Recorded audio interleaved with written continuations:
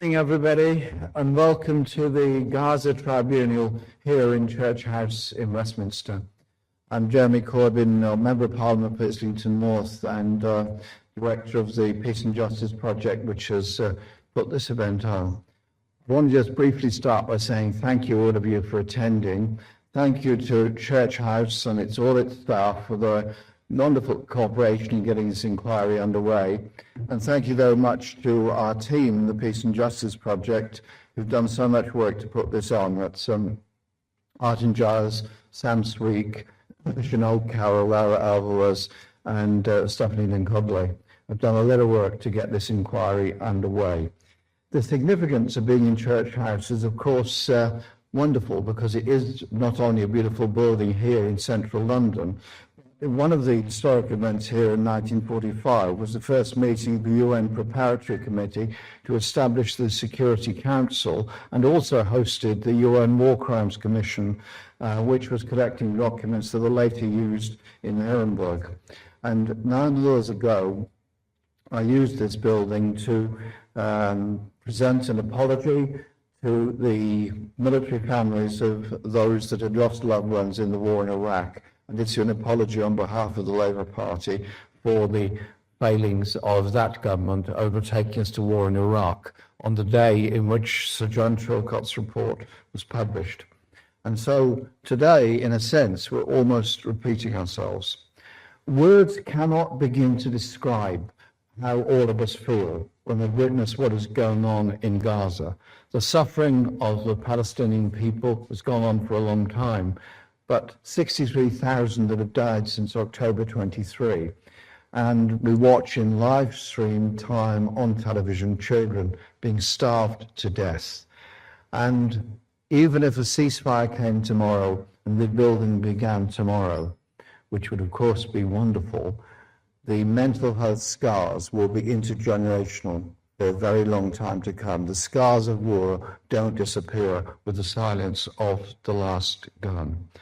And so it is our job as members of Parliament, it's our job as citizens to hold our governments to account of what is going on. And I have consistently raised these issues in Parliament along with a lot of my colleagues. We've asked questions after question after question about supply of weapons, about diplomatic initiatives, about supply of aid, and the use of ROF criteria. And I introduced a private member's bill called the Gaza Inquiry Bill under the 10-minute rule procedure as a way of drawing attention to the need for a public inquiry in the same way that Sir John Chilcot's inquiry eventually inquired into the Iraq War from 2009 onwards. My bill got through its first stage, and the title of it was to make provision for establishing an independent public inquiry into UK involvement in Israeli military operations in Gaza, to require the inquiry to consider any UK military, economic or political cooperation with Israel since October 23, including the thorough supply or use of weapons, surveillance, aircraft and Royal Air Force bases, to provide the inquiry with the power to question ministers and officials about decisions taken in relation to UK involvement and for connecting purposes. I wanted to know what the equipment was that was supplied, what happened to all that intelligence that was picked up from the numerous overflowing of Gaza that's gone on, and what is the UK's definition of genocide, and crucially, what legal advice was given to the Cabinet, the Foreign Secretary, and the Defence Secretary, because I think we all need to know. My bill has been supported by 50 members of Parliament and numerous human rights organisations and many others. And we will continue with these efforts, and that's why we're here today. The results of our inquiry will be printed, will be made available, will be deliberately considered and provided to everyone to promote public debate. Because I think the truth needs to be told. Information needs to be provided. So if the government won't organise an open public inquiry, if Parliament won't effectively inquire into what's going on, it remains for us to do it. And that's what we'll be doing over the next 2 days here in Church House. And I'm looking forward to the evidence we're going to receive from a very wide range of people with amazing knowledge of the whole issue. And I'm joined as the 3 panelists with Professor Neve Gordon, who is after teaching for 17 years at Ben-Gurion University, he joined the School of Law at Queen Mary University in London, and is the author of Israel's Occupation 2008 and co-author of The Human Right to Dominate. And I'm delighted that he's here with us today. We're also joined by Dr. Shahd Hammouri, who's a lecturer in international law and legal theory from the Levant region. She's author of the forthcoming book, The Corporate War, Profiteering and International Law, published by Cambridge University Press, and she is teaching at the University of Kent. I'm absolutely delighted that we've got such esteemed panelists with us today and tomorrow. We're going to try and run as closely as possible to the times that we've set, because we obviously need to make sure we hear from all the witnesses, but also there's some giving video evidence at particular times, and I'm thinking here particularly of Francesca Albanese, who's got a timing to come in. So I will say thank you very much. My fellow panelists will now briefly speak themselves, and then we'll take the first witness. My name, as Jeremy noted, is Neve Gordon, and I'm a professor of human rights and international humanitarian law at Queen Mary University of London and a fellow of the British Academy for Social Sciences. We have gathered here today to interrogate Israel's violation of international humanitarian law and the Genocide Convention in both the Gaza Strip and the West Bank, and the UK government's complicity in these violations. My motivation for being here has to do with my upbringing. I was born and raised in Israel, and every Saturday until the age of 18, I would attend, together with my father and my older brother, the local Orthodox synagogue in the southern city of Israel, Beersheba. To be honest, it was not always the way I wanted to spend my Saturday mornings, but I did learn 2 important lessons from that experience, lessons that I have carried with me until this day. First of all, the great Jewish prophets looked at reality with eyes wide open and were never afraid to speak truth to power. Frequently, their harshest criticism was directed against the Israelites.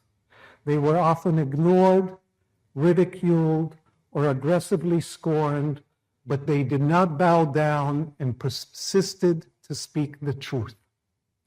Second, I learned from the book Dvarim in Hebrew, Deuteronomy in English. I learned from it and its command of us to pursue justice. Justice, justice, you shall pursue, it reads.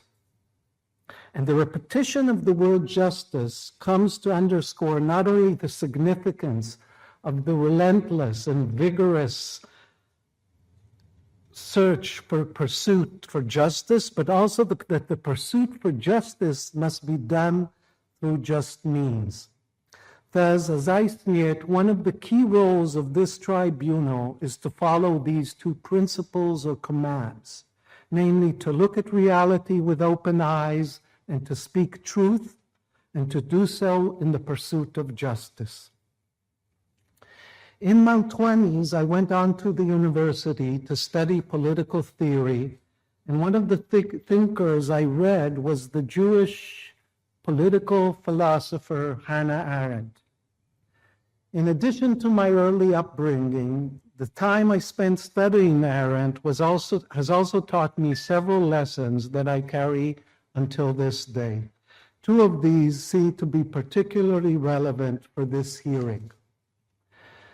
The first has to do with responsibility and judgment. Arendt emphasizes the importance of individual responsibility and accentuates its role in restoring human dignity and resisting and realizing freedom. She also states that the act of judgment is fundamental to personal responsibility. It is, she maintains, our responsibility to judge political actions. Our judgment, however, must not be limited to the actions of the immediate perpetrators, but also the wider system of complicity that enables the perpetrators to carry out crimes. Indeed, when reporting on the trial of Adolf Eichmann in Jerusalem, she argued that responsibility is more complex than simply blaming the individual who pulls the trigger or the person who signs the extermination order. The entire system of political conformity aids and abets the monstrous acts and is therefore also culpable. The second important lesson Arendt taught me has to do with the possibility of punishment. Human action, she reminds us, is often unpredictable and can disrupt and violently destroy life. Both forgiveness and punishment can, however, act as corrective to this inherent unpredictability and frailty. While forgiveness is vital for human interaction within our common world, Arendt famously wrote that humans are unable to forgive what they cannot punish. The possibility of punishment, in her view, is necessary because without it, we cannot distinguish between the permissible and impermissible acts. Without it, in other words, we cannot assert that genocide is impermissible. When we cannot categorize acts as punishable, then according to Arendt, everything is allowed, entailing that we cannot judge actions and we cannot restore the stability of our common world after a horrific wrong has been committed. These two lessons should, in my opinion, also inform the tribunal.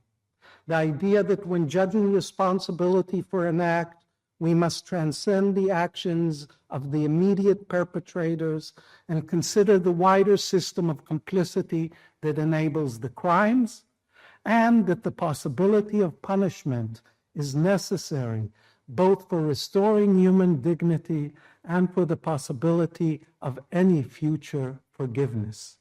It is, I believe, our responsibility to the Palestinians in Gaza and the West Bank who have been subjected to monstrous violence to heed these two lessons from Hannah Arendt, while also speaking truth to power and pursuing justice.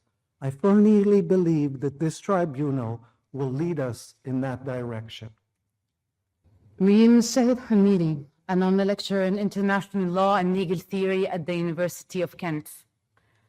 I stand in front of you today in the heaviest of hearts, after having stood witness to the genocide of my people for almost 700 days. We were told that we live in a democracy here in England, and yet the most basic tenets of democratic governance have been absent.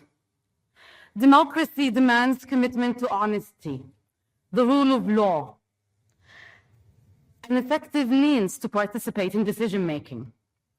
England, as Tamir Amin notes, is ruled by what he calls low-intensity democracy, one where debate and representative politics are limited within the parameters accepted by the establishment.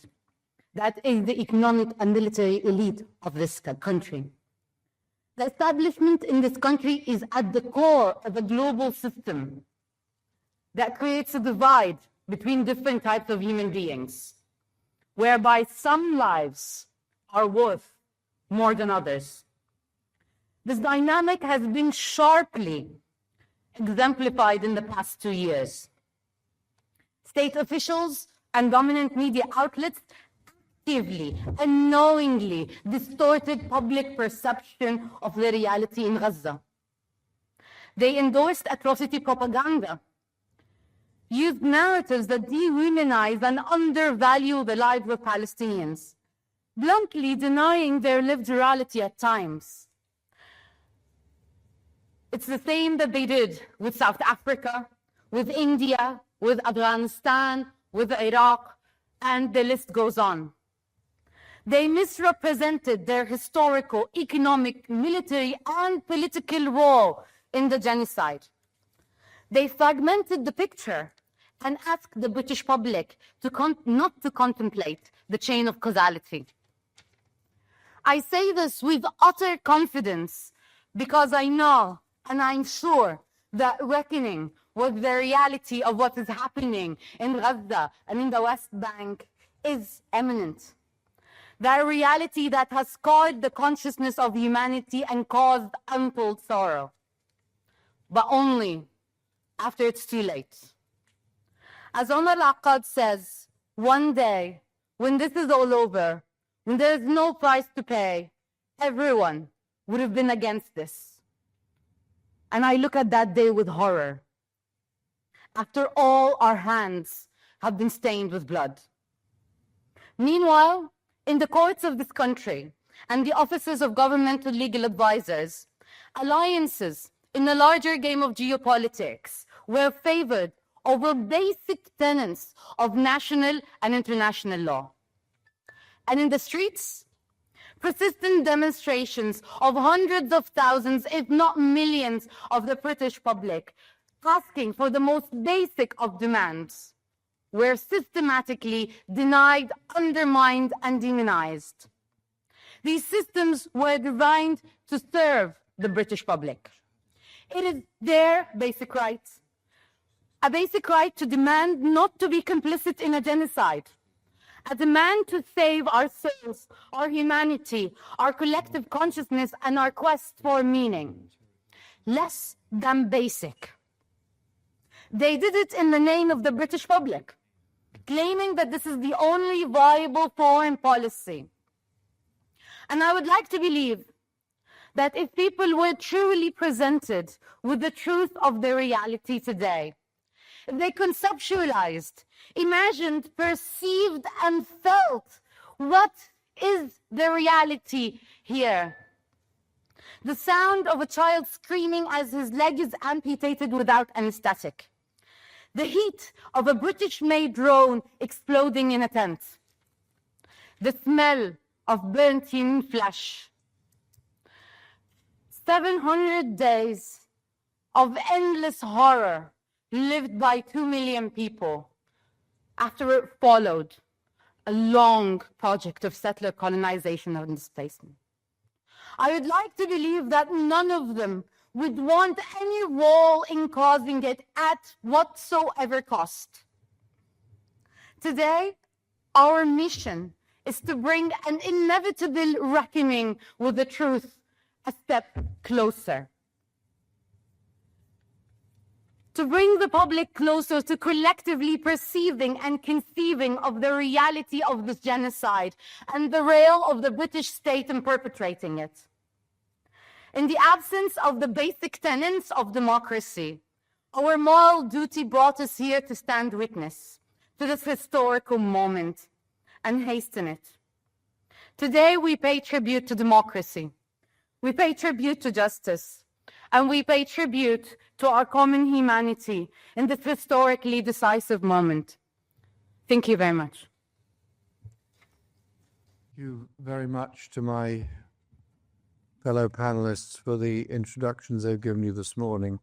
We now move on to the first group of witnesses. We're going to introduce witnesses in 2 or 3 at a time. Each one is designed to last maximum 15 minutes, which is, roughly speaking, 10 minutes maximum for the witness to make their statement and then 5 minutes for us to question them. All of it will be published at the end, and indeed many may wish to add to their testimony by written statements, which of course would be very, very welcome, and there is no problem about that whatsoever. And so The first two witnesses we're taking this morning is Professor Nick Maynard, who's a consultant gastrointestinal surgeon at Oxford University and professor of surgery at the University of Oxford. He's travelled and worked regularly in Gaza and done a great deal to support medical aid for Palestinians and also worked to the Nasser Hospital and other facilities. And he will be followed by Hannah Arendt, who is a Palestinian who lives in the Gulf and in Algeria and Jordan, where she is currently based. She is co-founder of the Samir Project, a Palestinian-led mutual aid group providing intense medical aid, food and material support to the people in Gaza, as well as supporting children experiencing trauma as a result of the genocide. I want to thank both of my witnesses for coming along this morning. Thank you very much. Over to you, Nick. Thank you very much for asking me.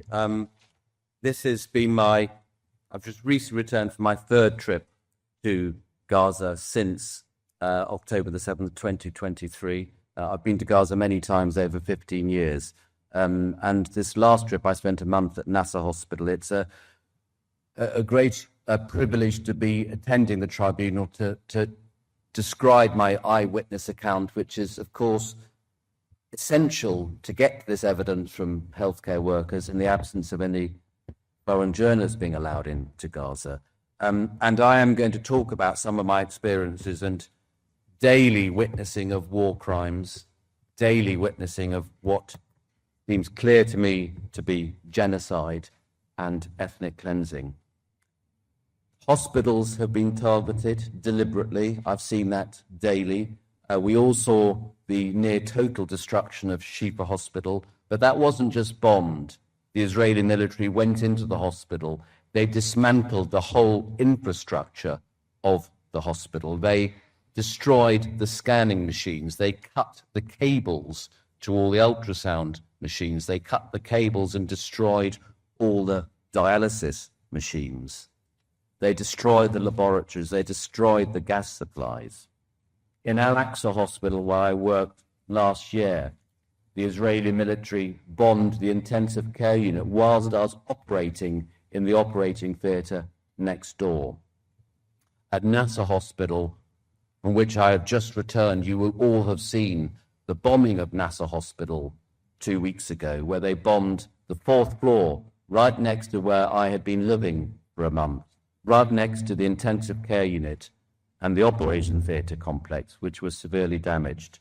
And of the 20 people who were killed there, 2 of them were medical students who were being taught at the bedside on the intensive care unit, medical students whom I had been teaching myself 4 weeks previously. Healthcare workers have been directly targeted.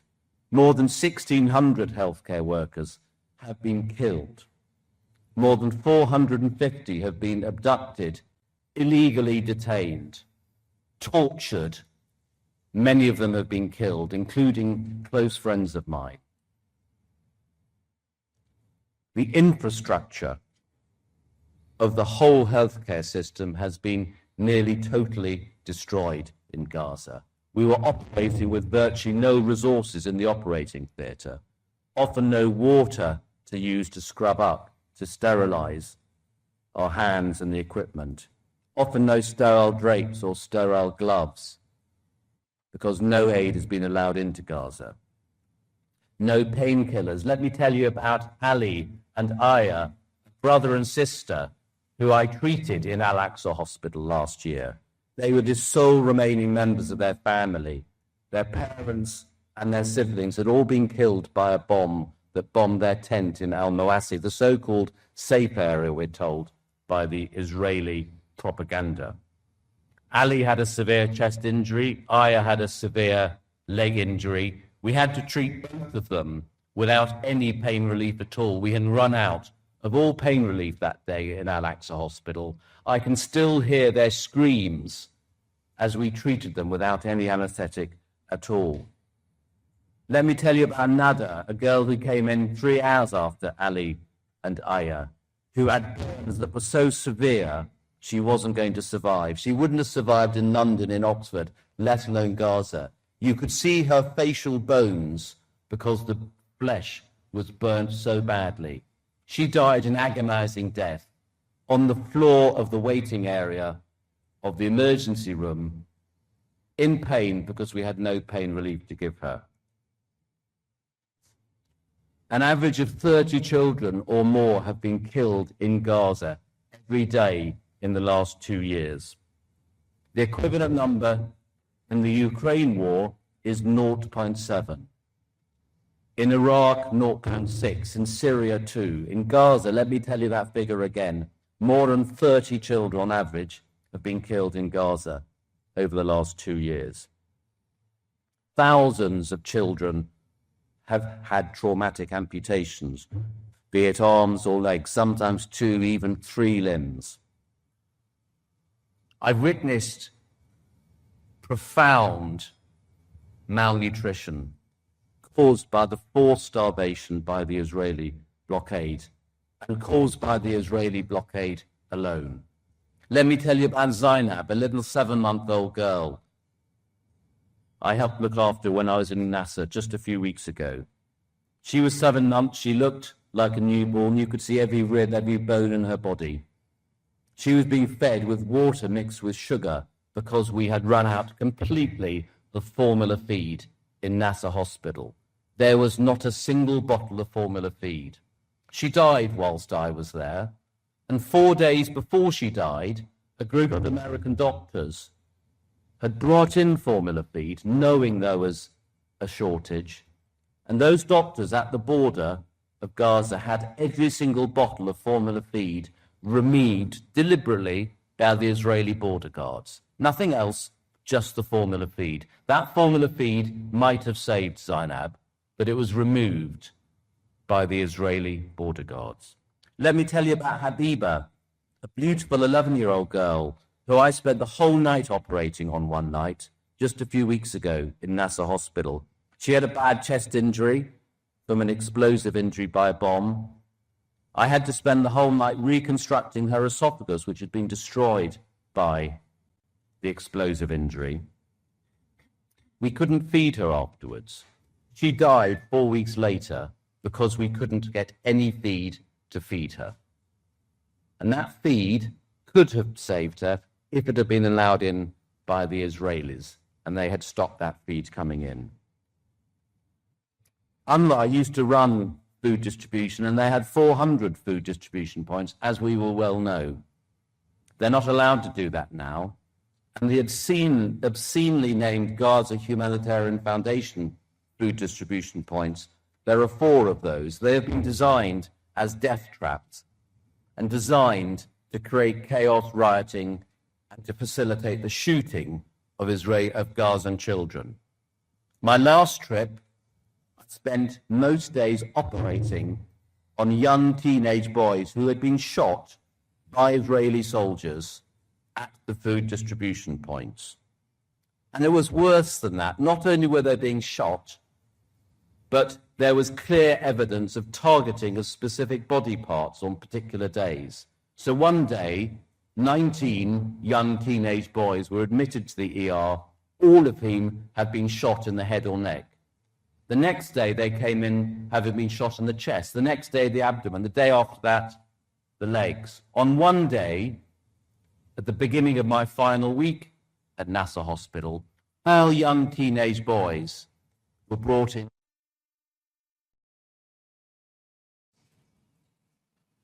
This clustering of injuries to particular body parts was beyond coincidence. It was clear evidence of target practice by the Israeli soldiers on these young teenage boys. Gaza has been failed by our media. Only 2 weeks ago, I was interviewed by the BBC, and I was asked yet again whether there were Hamas command centers in the hospitals. This propaganda is being repeated by our media, being repeated by our government, and yet there is no verifiable, no remotely credible evidence to support those contentions. And there are vast numbers of witness testimonies from me and many other healthcare workers who have completely refuted those claims.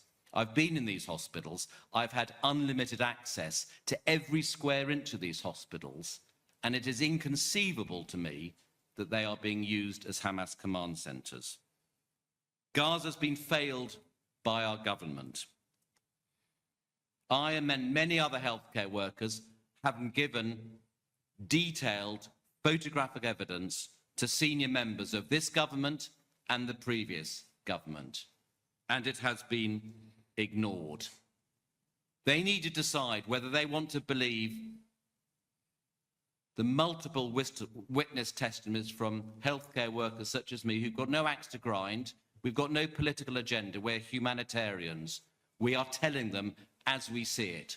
Or do they want to believe the Israeli propaganda, which is repeatedly being regurgitated by our media, and as I say, for which there is no verifiable or credible evidence? It is unconscionable that our government has not called for a full arms embargo. It is unconscionable that F-35 jets, for which our government is still supplying parts, are bombing those very children who I have had to operate on in Nasser Hospital and Al-Aqsa Hospital. It is unconscionable that they are still flying reconnaissance flights over Gaza, giving military intelligence to facilitate the bombing of Nasser Hospital 2 weeks ago. Thank you very much for listening to me. Thank you very much, Nick, for that very, very powerful statement. Who wants to go first on questions? I would like to ask. Thank you for that really horrific description. You focused on the harm and death that is currently going on in the Gaza Strip, yet the attack on the systematic and deliberate attack on the health system in the Gaza Strip will, I imagine, have long-term effect. So when you destroy a CT or other imaging or a dialysis machine, and when you kill the intellectual capacity of doctors, the medical students, can you say a few words about the long-term effect of what you have described? Yes, most certainly. There has been clear evidence of a deliberate targeting of senior members of the healthcare worker profession in Gaza to undermine the ability for them to provide healthcare now and in the future. The educational system has been directly targeted. There are 2,500 medical students whose education has been interrupted. There are profound long-term effects. There are thousands of amputees. There are thousands of, or many, many hundreds of patients, for example, with colostomies, who will need major surgery to reconstruct their bodies. There are appalling signs of malnutrition, and even if there was unlimited food being allowed in, as from today, if there was unlimited aid, there would still be many thousands dying of malnutrition in the next few months. The mental trauma is incalculable. After Operation Protection Edge in 2014, it was estimated there were 500,000 children in need of immediate psychological support. Now, that was a huge military assault, but it pales into insignificance compared to what is going on now. So the mental health trauma is incalculable. Every single healthcare worker I have worked with in Gaza, many of whom I've known for years, are mentally and physically utterly exhausted. Can you describe any anomalies that you saw in the injuries? I mean, through weird types of weapons, new types of explosives, and the like. So the terrible explosive injuries I saw were predominantly from fragmentation bombs, which are bombs which have many thousands of very small pieces of metal in them, and when they explode, these thousands of pieces of essentially white-hot shrapnel destroy everything in their path. So everyone within 50 meters or so will be killed straight away. So we're operating on people who are hundreds of meters away. But these injuries are horrific. They often will have multiple entry sites tearing through the lungs, tearing through the abdominal organs, causing incalculable damage. And of course, these patients are often very, very malnourished. So despite many hours of surgery to reconstruct their bodies, the tissues don't heal, they get terrible infections and often die because of the lack of nutrition. I didn't see evidence of burns with white phosphorus, but you'll hear from others who have seen that. I saw predominantly explosive injuries and the gunshot wounds, but some of the gunshot wounds, again, using so-called dum-dum bullets, cause incalculable, horrific internal damage. Professor Maynard, thank you very, very much for that very, very powerful testimony. And I'm sure on behalf of many, many people, thank you for your humanitarian work and instincts and for coming here today. Could we now invite Hala to present her evidence? Thank you so much. My name is Hala Sabbah. I'm Palestinian from Gaza, from Deir al-Balah. And I want to start my testimony by saying that the UK's complicity in genocide did not start on October 7th, and it did not start on the 15th of May 1948. It started on the day they stepped foot into Palestine.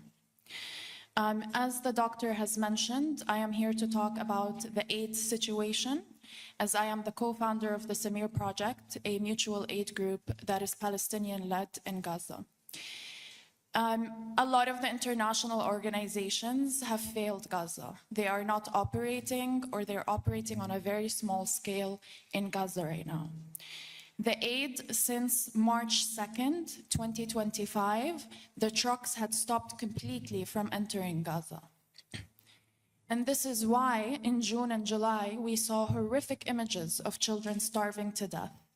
Because even as mutual aid groups, we couldn't find food to purchase for mass distribution. Even the farmland, the majority of it is in Beit Lahia, which is no longer accessible. So very little farmland that exists in Khan Yunis was what was used to grow some vegetables. And then after an uproar to a certain extent, they started to let some trucks in towards early August or late July. Before the genocide, 600 trucks used to enter every single day during the siege that lasted 17 years. Those 600 trucks allowed people to live, but did not have everything that people needed. During the siege, a lot of children died because no medication was allowed in. A lot of children had to go to the occupied land or to the West Bank to get treatment. Today, every few days, 75 to 85 trucks enter into Gaza. They are very specific. The military occupation is very specific with what they put in these trucks. They put staples like rice, lentils, flour, but they will not put food that is fully nutritious to provide to these malnourished children that the doctor spoke about. No vegetables are entering Gaza, no fruit is entering Gaza, no medication has entered Gaza. We are running out of medication. We are getting thousands, it used to be hundreds, but now we are getting thousands of requests for heart disease issues, for blood pressure, insulin, all these kinds of things. And the few pharmacies that exist in Gaza are running out. So aid is controlled by the military occupation, and it's deliberately creating a famine, a man-imposed famine in Gaza right now. They have re-engineered it so that the international community goes quiet by allowing very few trucks in with very specific ingredients. The famine has not stopped in Gaza. Children are still starving to death. Zainab Abu Halib, who the doctor mentioned here, was someone we provided aid for. Zainab was lactose intolerant, so when we miraculously found some formula, she couldn't take it. It is the most vulnerable: children with celiac, children with lactose intolerant, children with chronic illnesses, children with underlying diseases. Those are the ones who die first. People with disability. So this is really, really important to understand that they allow very specific things into Gaza in very, very small quantities, creating chaos in Gaza, where people have to fight over aid, people have to steal aid, and this is all by design. This is all on purpose. I will give an example of Hannah Arendt. Hannah Arendt is a 34-year-old man who during the roughest of times went to the trucks to try and grab anything he can to feed his children. Hani tried to climb on a truck, fell, and was run over by the truck. All of his skin is gone, his hips are broken. He has a colostomy bag. We had to move Hani Arendt this morning from a hospital in the north to our camp, the Rifat al-Ari'ir camp in the central area, because they are now threatening over 1 million people to be displaced from the north to the south. This is after 2 years of displacements, famine, non-stop bombing, genocide, and now 1 million people are forced to go down into the south, including Hannah Arendt, who still has a colostomy bag, who still hasn't healed from his surgeries. They had to take some skin from his thigh to cover the wounds, and he still hasn't healed. We have Maryam Dawas, a young girl who weighs 11 kilos. All of her bones are showing. She's malnourished. She also left the hospital and went to the south today, to our camp. We have Ahmed Al-Homs, speaking of weapons, a 10-year-old child whose brother got killed in front of him a year ago, and he inhaled poisonous gas and now is fully paralyzed. We have been pushing for Ahmed Al-Homs to evacuate for a year, and he still hasn't left. Lina Shafi'i, a 19-year-old woman in our camp who has a kidney disease that's depleting her day by day by day, also hasn't heard anything about evacuations. And the UK has for a very long time supported and participated actively in our killing, has colonized most of the global south, and the hospitals that you visit today in the UK are built on our shoulders and the shoulders of our ancestors. Yet how many children from Gaza came to the UK for medical evacuation? How many?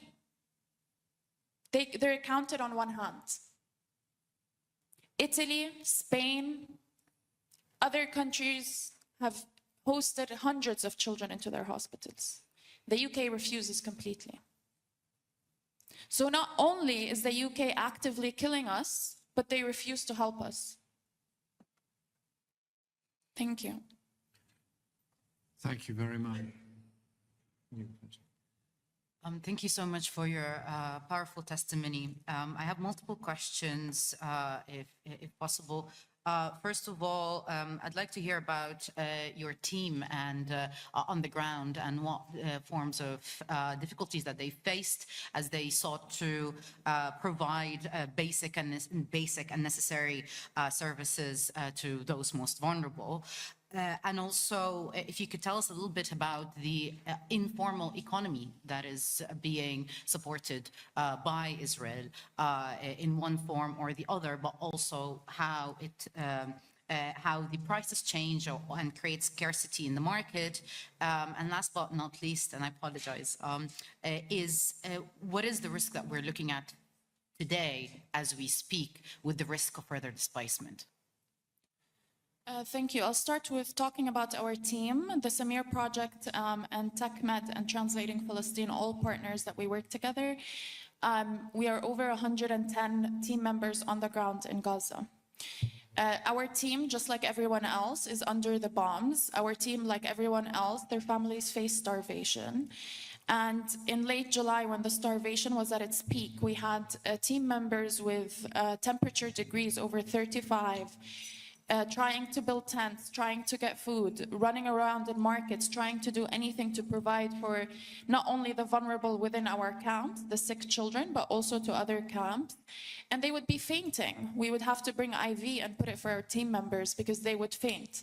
We would have to give them nutritional supplements so that they can get through the day and do what they need to do. Of course, we have told them multiple times to take time off and rest.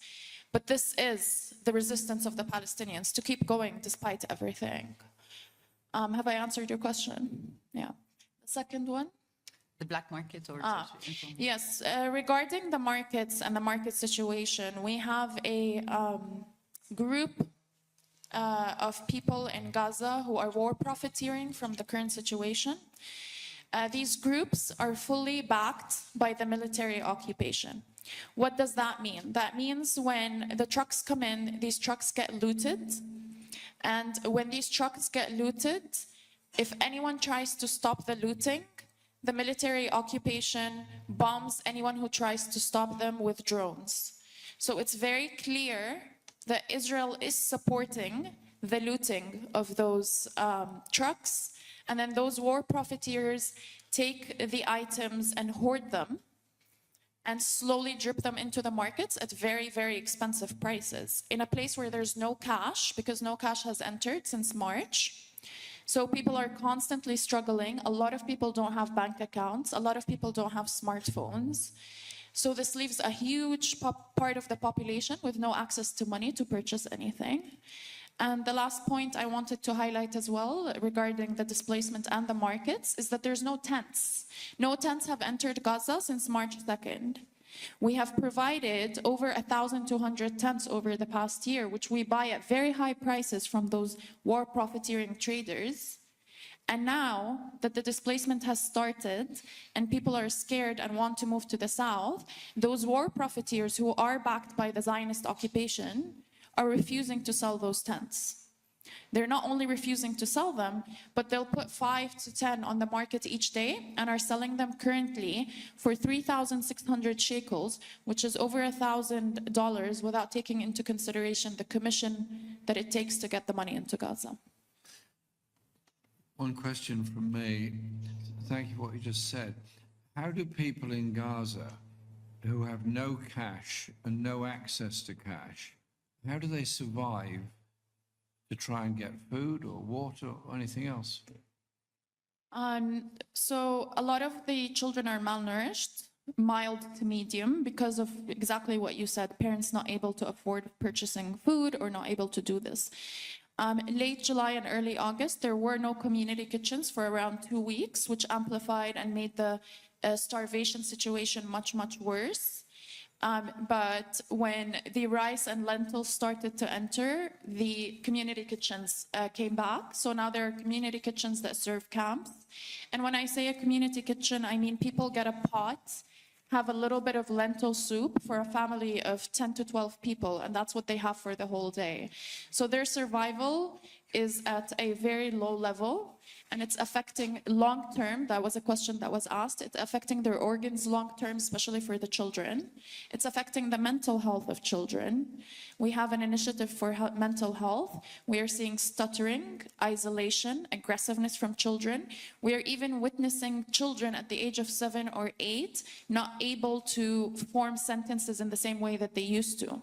So they're starting to flip the words because of how high the trauma is. And finally, I just wanted to highlight about those community kitchens that organizations that are coming from the West or from the global North are managing those. They are bringing people from the West to manage certain international organizations. And a lot of them, like the World Central Kitchen, is going and shaking hands with the Zionists, taking pictures with the Zionists, collaborating with them, while they claim to support people in Gaza. And even when team members of theirs were killed, they refused to say that they were killed by the military occupation. Thank you both very much for the evidence you presented to us this morning. If you wish to add to it with any written evidence, you'll be very welcome to do so.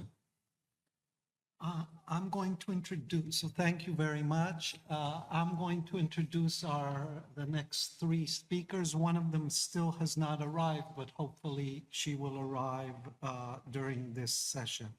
So the first one is Abu Bakr Abed. Abu Bakr Abed is a 22-year-old Palestinian journalist from Deir el-Balach in central Gaza, formerly a sports writer who became a war correspondent as the conflict escalated. He has contributed to outlets including The Guardian, Middle East Eye, Al Jazeera, and The New Arab, and was named Journalist of the Year by Press TV in 2025 for his courageous reporting and bombardment. Welcome, Abu Bakr. The second witness will be Dr. Victoria Rose who is a British consultant and plastic and reconstructive surgeon based in London. Since 2019, she has undertaken several humanitarian missions to Gaza, most recently working at the Nasser Medical Complex in Khan Yunis during the 2024-25 genocide. There, she treated large numbers of patients with blast and burn injuries, including children in conditions of extreme shortage of equipment and supplies. I think she has not arrived yet, but she will join us the minute she does. And finally, the last witness in this panel will join us on Zoom. His name is Jeff Halper, and he's an Israeli anthropologist and the director of the Public Committee Against House Demolitions, an Israeli-based political direct action group working for the decolonization of Palestine. And he's also a founding member of the Palestine-led One Democratic State campaign. In 2008, Jeff participated in the first and successful attempt of the Free Gaza movement to break the Israeli siege by sailing into Gaza. He has served on the United Nations Committee on the Exercise of Inalienable Rights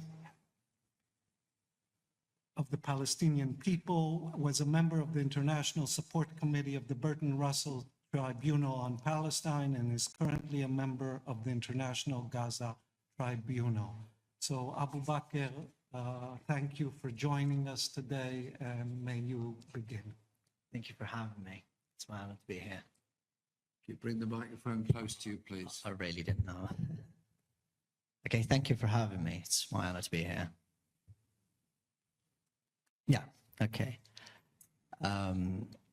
As you just mentioned, I left Gaza last April, and I'm sure some of you know the reasons, but the main reason was because I received direct threats from the Israelis and social media, and there were smear media campaigns, and that pattern of assassination that has been going on since the outbreak of Israel's genocidal war on the Strip has been clear for people. And so by April and in the early days of March, because she's been talking about the blockade of the borders in Gaza, so I diagnosed an acute malnutrition, and I'm someone with a weak immune system. So in the early days of March, I was diagnosed with severe malnutrition, and then my health deteriorated by the passing of time. And that was coupled with the threats from the Israeli media personalities that are still ongoing, unfortunately. And then I had to make a choice. I had to take a very agonizing decision, which was to leave the Gaza Strip on a scholarship, and I now live in Ireland. So here, when we talk about a living experience, because I've been reporting for a year and a half inside Gaza, and when we talk about Gaza, we should talk about it as someone from Gaza, as a human being first, as a resident, as someone from the land itself, not even a reporter, because reporters at the end are also human beings who go through a lot. And the first thing that I want to say, and I will always say, is the fact that we cannot say that people in Gaza are living at the moment, and we cannot say that people in Gaza before October the 7th, before this genocide, have been living. They're all, and they've been all dying slowly. And that's what I realized when I got out of the Strip, because when I saw the scale of life and the number of fussy, fancy buildings scattered all around, I really realized that Gaza had never lived, but it was suffocated, subjugated, and oppressed all the time. And because we were always under an unprecedented, unbelievable scale of suffering before the genocide, we never, the word never cared a whit about us. And then a genocide had to happen, so the word could even turn an eye to what is happening in Gaza. But what you're seeing at the moment is an extension of what Israel has been doing in Gaza over the past 20 years since the blockade, the very crippling and stifling blockade has been imposed on the Strip. Before the genocide, university students could not afford the tuition fees. Most of them at the moment, as I'm talking to many of them, do not have certificates, and those students are not even accepted by the UK. Many of them are still trapped because the UK is making up excuses, the UK government, for their exit outside Gaza. 85% of the population before October 2023, they could not find a dwelling to set in, and they were barely able to get a meal a day. And most of them were homeless and slept in the streets. That's live before October the 7th.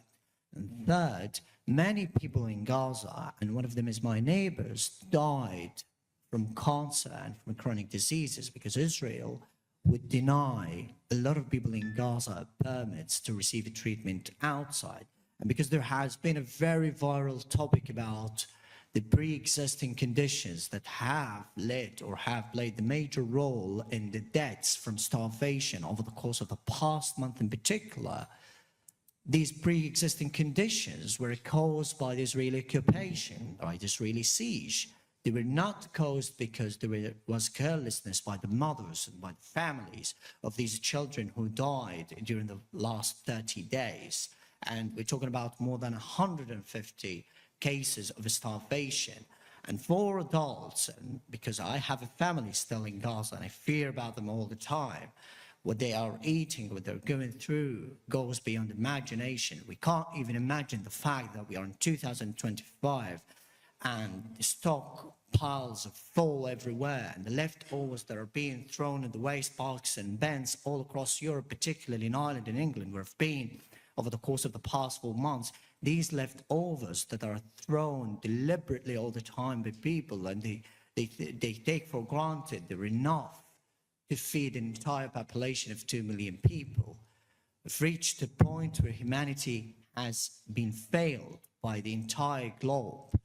And for children, because I have nephews and nieces, and one of them is Ailul, she's 3 years old, and every time I call her, she cries for an egg.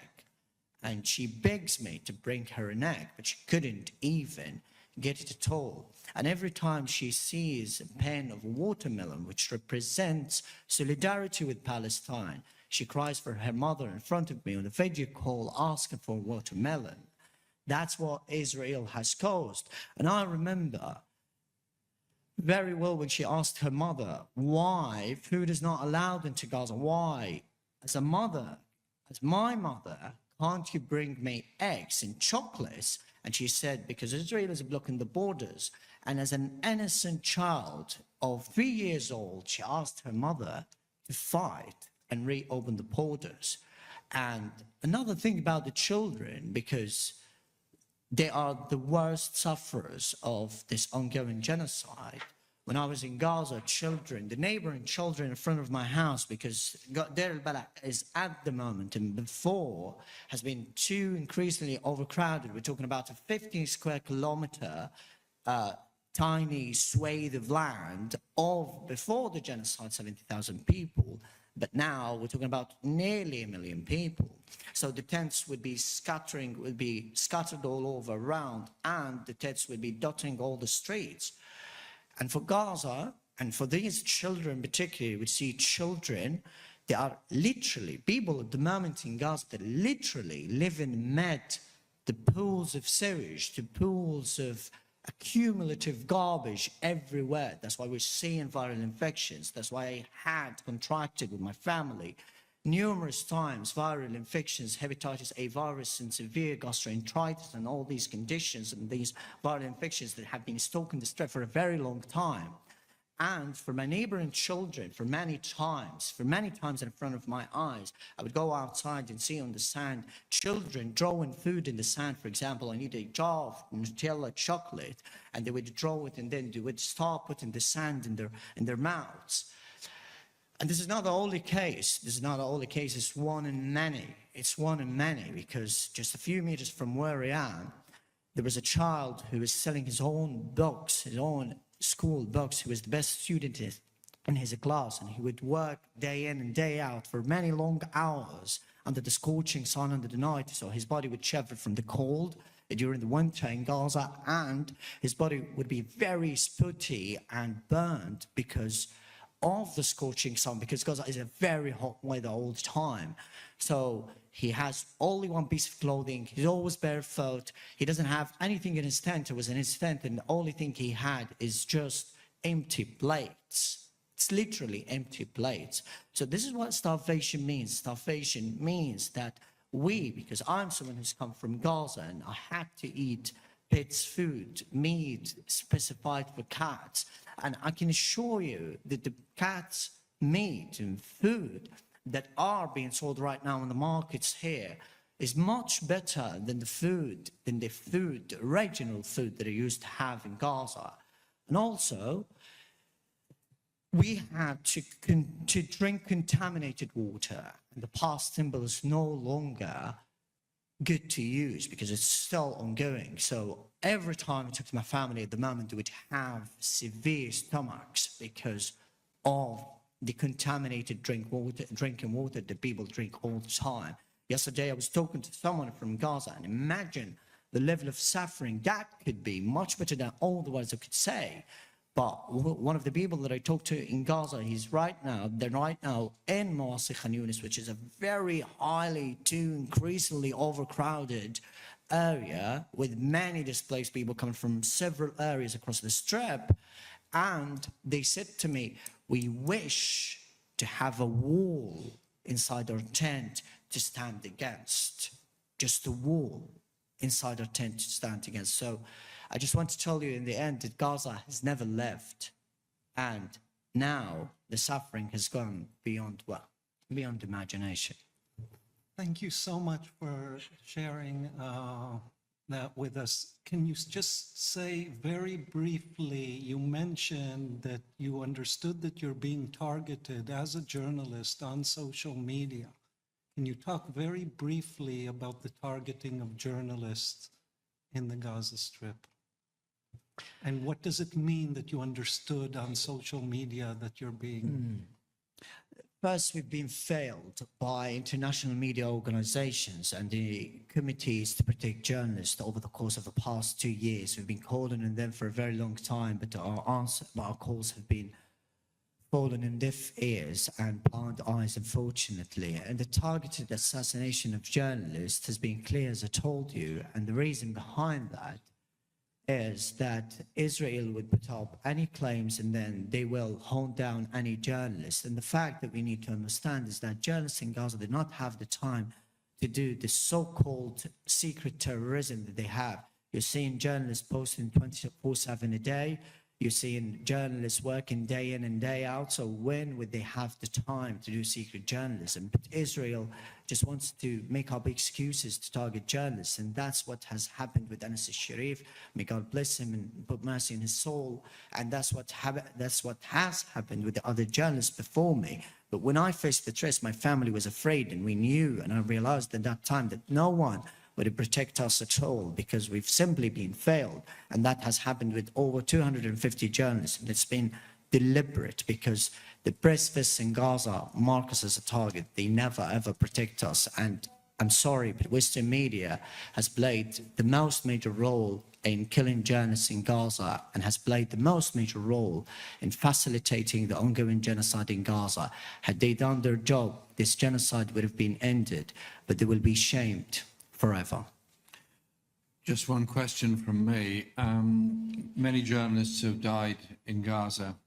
In your experience, are journalists working in Gaza supported by the news gathering organizations that either directly employ them or use them as stringers to provide evidence and information for them? Well, the first thing is that, unfortunately, only the independent media outlets that are very supportive of journalists in Gaza. I work with the Electronic Intifada and Dropside News, which are independent media outlets in the US, and they're very supportive of journalists inside Gaza. But I've been talking with other journalists and media workers on the ground when I was there, and after I was there, and after leaving Gaza.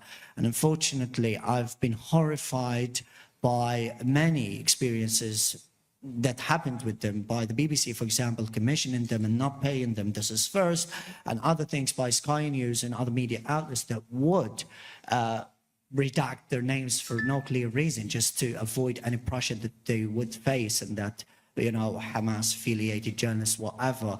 But literally, no one in Gaza, no journalist in Gaza has anything to do with Hamas. And even when you look at journalists in Gaza, they do not push any narrative that Hamas is pushing or whatever, because they're working independently. They just want to highlight the genocide and the suffering of people. And we know in the end that Hamas is an elected government in the end. So it's a government that we should work. So here, we wouldn't kill journalists for belonging to the Labour Party. We wouldn't kill journalists for belonging to the Tory Party, whatever. So it's the same. But it's all excuses, and the support, and one of the reasons that the support towards Palestinian journalists in Gaza, we've been dehumanized, and we haven't been trusted. People think that we are feigning pain, we're feigning starvation, we're feigning all these feelings. No, we never wanted that. We never wanted war. We never wanted anything. We just wanted to live as human beings. But we want our homeland to be back, that our grandparents have been expelled from, and we want a dignified life. We want a life full of freedom, a life full of life, full of dignity and our human rights. But unfortunately, not only the media organizations, but the human rights associations, the human rights organizations, the international laws, all of them have been shuttered by Israel over the course of the past 2 years. And the Western world has always taught us that, no, we care about human rights, we care about everything, but then we haven't seen anything, because this is what racism and double standards are all about. Thank you very much for that, Abu Bakr. Our next witness is Dr. Victoria Rose. I introduced her a few minutes ago, so please, you can continue. So please, Dr. Victoria Rose, the floor is yours. So I'm a consultant. Can you just put it? Go very close to the microphone, Yeah. Do I please. need to go back? No, bring it towards you. Yeah. I'm a consultant plastic surgeon. I've been a doctor for the NHS for 30 years. I have been working with a charity called Ideals since 2018, who regularly go to Gaza to help train local Palestinian surgeons, and I have been going with them since then. When the war started on October the 7th, Ideals was registered with the United Nations and the WHO EMT as an emergency medical team, and started sending missions back to Gaza. We've attempted 21 missions now, and I think we've had 14 successful missions. I was on a mission in March to the European Gaza Hospital for 2.5 weeks, and then a mission in August for a month at NASA, and then I went back in May, June for another mission to NASA.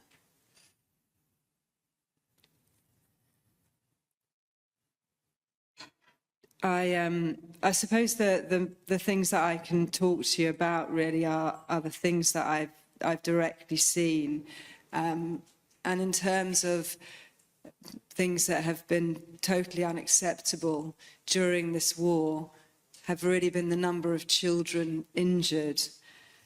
I think UNICEF have recently estimated this as 50,000 in Gaza, and when you compare that to 2,400 in Ukraine, you start to get a picture of what's going on. The mortality rate for a child during the war in Ukraine is estimated to be 0.7%, and that for a child in Gaza is 37.7%. I was operating on children every day, and during my last mission I would run a list of 10 to 12 patients, and the first 6 would be under the age of 15. And these are children that have suffered blast injuries. So they have either been burnt by the heat or the fire caused by the explosion, or they have been directly hit by the explosion, or they have been hit by shrapnel, so anything around them when the bomb went off is then whipped up and ejected at very high velocity and hits them. So we were seeing children with bits of their body blown off, essentially. I have some images. I don't know whether you want to see them, but just for the records, I looked at one day's operating in May, and we operated on 6 children. We started with an 18-month-old child, that's not the youngest child I treated, with a 15% burn. We then went on to a 3-year-old boy with a 35% burn. In the UK, that is a 50-50 survival burn, and it would go to probably one of only 2 units that would be able to look after that child. I then operated on a 5-year-old girl who had had her arm blown off. She was down for an amputation, but we managed to salvage half of her hand and most of her forearm and shoulder. I then operated on her sister, whilst my colleagues operated on her mother in the theatre next door. Her sister had had her left cheek and shoulder blown off. I then operated on a 7-year-old girl who had had her knee blown off. And my final case was a 13-year-old boy who had had his left ankle blown off, and his brother was being operated in the theatre next door. I think it's not just the children that we were operating on that affected us, but also the restriction in aid. And obviously lots of people talk about the malnutrition, which I will get onto briefly, but for doctors working in Gaza, we are restricted in lots of ways. The first ways in which we're restricted is actually gaining entry to Gaza. Before the Rafah border closed in May, we had very easy access through Cairo, across the Sinai Desert, through the Rafah border, and then we would be picked up by Palestinian colleagues and taken to our respective hospitals. There was no restriction on what we brought with us or the number of people that travelled with us. We just had to register with the WHO everything that we were bringing with us and who the doctors and nurses were. Once Israel and COGAT took control of entry and exit into Gaza, the situation changed and we were limited to 2 convoys a week. One would go in and come out on a Tuesday, and one would go in and come out on a Thursday. It was one bus. There were 35 seats on it, and you had to apply for your seat a month or 6 weeks in advance, and you were told 2 weeks in advance whether you were on it or not. And then you made your way to Amman, and the night before it was due to leave, you were told by COGAT whether you would be permitted entry or denied entry or banned from entering. You are only allowed to take 1 bag with you on that bus, and it has to weigh 23 kilograms. You have to take all your food with you for the month and water for 3 days. You are not allowed to take any medical equipment. You are at the moment limited to 1,000 shekels in cash. You're not allowed to take more than 2 mobile phones, 1 computer. The issue that we have now is that since the ceasefire collapsed, the convoys are cancelled on a very regular basis. We would now estimate that nearly 60 to 90% of all doctors, this is specifically people that put their name down as a surgeon, anaesthetist or physician, are denied entry, and the WHO can give you information on that. We have recently had 3 major charities that were sending missions into Gaza on a weekly basis, deregistered by COGAT. That is Medical Aid for Palestinians, Rahma, and PalMed. These are amongst apparently 32 organisations that have recently been deregulated by COGAT. As well as the entry of doctors being extremely hampered, so is the supply of medical equipment. Obviously, you are taking a risk if you take equipment into Gaza, because if it is found by COGAT at the Allenby border, you run the risk of you being denied entry, but also the entire team that you're with being denied entry. Very little supply gets to the hospitals at the moment. Some of the big NGOs have managed to get a few trucks in, but not enough to keep us stocked. When we were there, we ran out of analgesia, which meant that, unlike in the UK, when we amputate your leg, we'll give you some anaesthesia, some local anaesthetic into the stump so that you don't wake up in pain. We were not able to do that. So every day that I operated, the first 6 cases would be children, and the screaming in the recovery room would not stop until about 3 in the afternoon, and we had no analgesia to give those children. We also ran out of antibiotics. We had 2 types left, neither of which would be indicated in dirty open war wounds. We ran out of disinfectant solutions, which we ended up having to water down, and we ran out of scalpel blades, which we ended up having to re-sterilise. With regard to restriction of food, obviously the malnutrition is very evident now in the images that are getting out. I think we really noticed it in our colleagues initially. All of them had lost weight. All of the team that I went with lost weight. I lost half a stone in 28 days. I didn't see any fresh fruit or vegetables. I only ate the food that I took in with me. There was nothing else available. But I think malnutrition affects you in multiple other ways, and certainly we know that it enhances low mood and increases tiredness, and we really did see that amongst our Palestinian colleagues. Amongst our patients, probably the hardest thing was immunosuppression. So without adequate nutrients and vitamins, you don't mount the response, the immune response that you would need to. And so we were seeing a lot of preventable illnesses. And certainly at the moment, we know that there has been a sharp rise in an enterovirus causing diarrhea and vomiting. And what we have seen now is, because of poor immunity, it has triggered an autoimmune response, something that we know as Guillain-Barré's syndrome, which means that you then make antibodies to your own nervous system.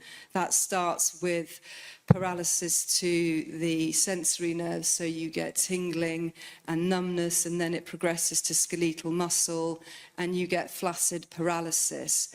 As that flaccid paralysis rises, once it affects the diaphragm, that will stop you breathing, and then you die. We do see this in the UK, but it's very, very rare. Prior to the war, the Ministry of Health reported 2 cases per year in Gaza. The WHO last month reported 37 cases in people under the age of 15. And then lastly, just to talk about targeting the healthcare system.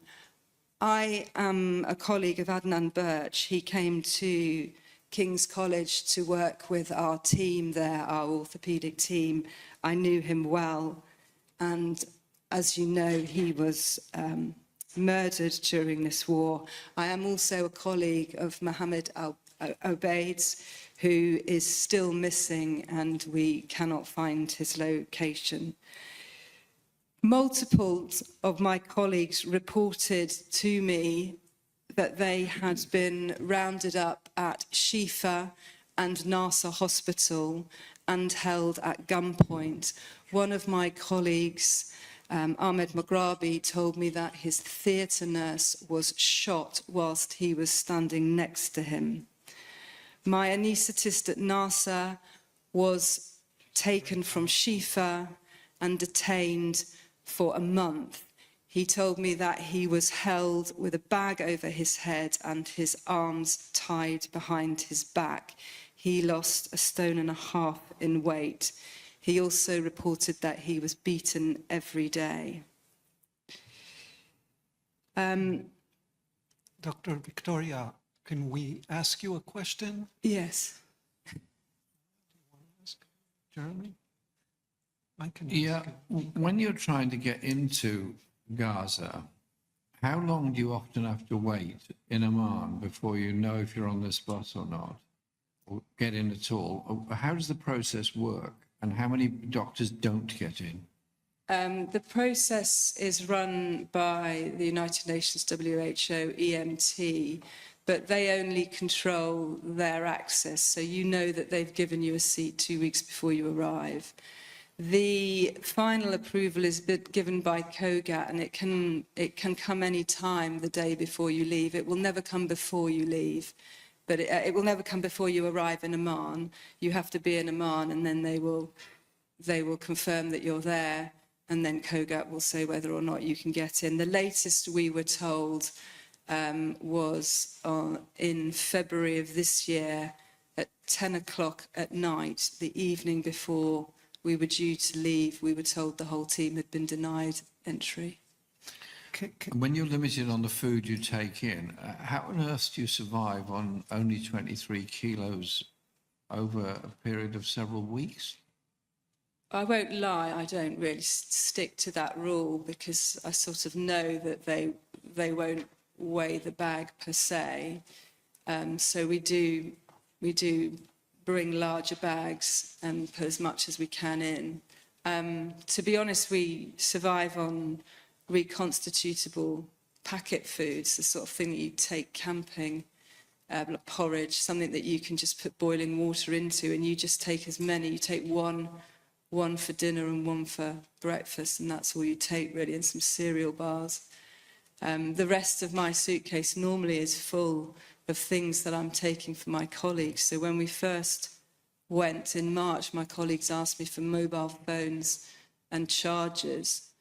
When I went in August, there had been a blockage of sanitary products by Israel getting across to Gaza, and nobody had any soap or shampoo or toothpaste. So my colleagues asked me to bring them those items.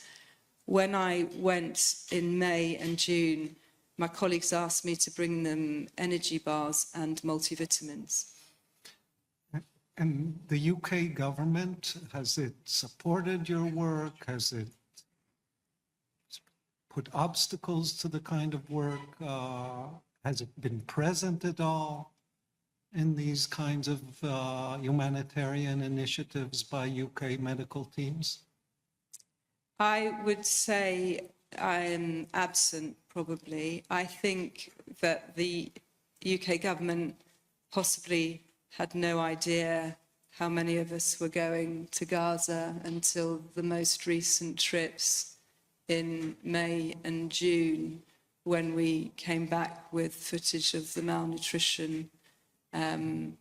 And that's the first time that we've managed to meet with the UK government. We, as a body with the International Centre for Justice of Palestine, had written to Hamish Faulkner, well, we'd written to David Lammy and Keir Starmer initially in November 2024. We had no response for many months, and then Hamish Faulkner wrote back to us, and then we had nothing. We have emailed and irritated several MPs and parliamentary aides, and recently myself and my colleague Nick Maynard and some other colleagues of ours have had a Zoom call with the Prime Minister, We have met Hamish Faulkner face to face, and we've met Wes Streeting face to face. And have these meetings led to any proactive actions by the UK government? Not that we've been informed of, no. Thank you very much. We will now invite Jeff Halper on Zoom. Is that, Stay there. You're welcome to stay there if you wish. Yeah. Here he is. Jeff, can you hear me? Yes, I can hear you well. Can you hear me? Yes, can you take 7 minutes to provide evidence, and then we might ask you a few questions? Yes, for sure. First of all, thank you for having me at this tribunal. It's a very important and timely event. I'm going to switch gears a little bit and talk about the political aspects of this, trying to give an overview, because in the end there has to be some political resolution. But I'm very moved, obviously, like we all are, by the testimony we've heard of people that have actually been there. I'm not there and I wasn't there. I'm here in Jerusalem. So I'm talking on more of a political level. And therefore, I'm not going to relate to what's happening in Gaza today, but rather why. And what is the context? And why is the starvation happening? And why is the genocide happening? And the scale of destruction that we see. And I think it's really important for us, we've been talking to medical people, to have a proper diagnosis. In other words, if you have a medical condition, it can be anything. The diagnosis is crucial obviously, for the treatment. And all these years, we've been talking about this as a conflict. The Arab-Israeli conflict, the Israeli-Palestinian conflict, two sides, which creates a false symmetry, making the Palestinians somehow a side in a conflict they had nothing to do with. And instead of conflict, we have to talk about Zionism as a settler colonial movement. We often use those words today, but we don't really unpack them and understand them. And without understanding that framework, that conceptual framework, without that diagnosis, you cannot get to a treatment and you can't understand what's happening in Gaza. And settler colonialism has its logic and has its process. And basically, it's when a population comes from abroad to another country with the intent of taking it over. It's not colonialism in the sense of the British in India. It's more colonialism in the sense of the British in Kenya to some degree, but even more so with the idea that the Zionist movement had, and that Israel has until today, that Palestine is in fact the land of Israel. It belongs exclusively to Jews, and therefore the very purpose of Zionism for the last 130 years until today, and this is a stated policy of the Israeli government, is to Judaize Palestine, to transform an Arab country into a Jewish country, to take its land, displace its population, replace its population with a Jewish one, and then normalize. And you have a situation in which permanently Palestine is not only erased, but it's perceived as a Jewish country with a Jewish population. Now, without going into real detail, settler colonialism has 4 stages. One is invasion and initial settlement, and this happened, of course, before World War I. But what made it legitimate, because part of this tribunal is dealing with British responsibility, and a couple of speakers have mentioned this, of course, Zionism only gained its international legitimacy with the Balfour Declaration of 1917. And that was then taken whole cloth into the League of Nations mandate. Both the Balfour Declaration and the League of Nations mandate were dictated to the British government by Chaim Weizmann, the leader of the Zionist movement in Britain. And in the League of Nations mandate, the Arab population is not even mentioned. It's called the existing non-Jewish communities, even though they were the indigenous population living on 90% of the land, or they were 90% of the population.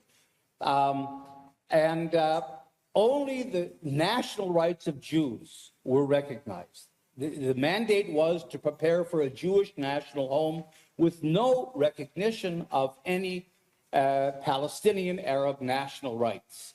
And of course, that created, like all settler colonialism does, resistance. And resistance is always criminalized.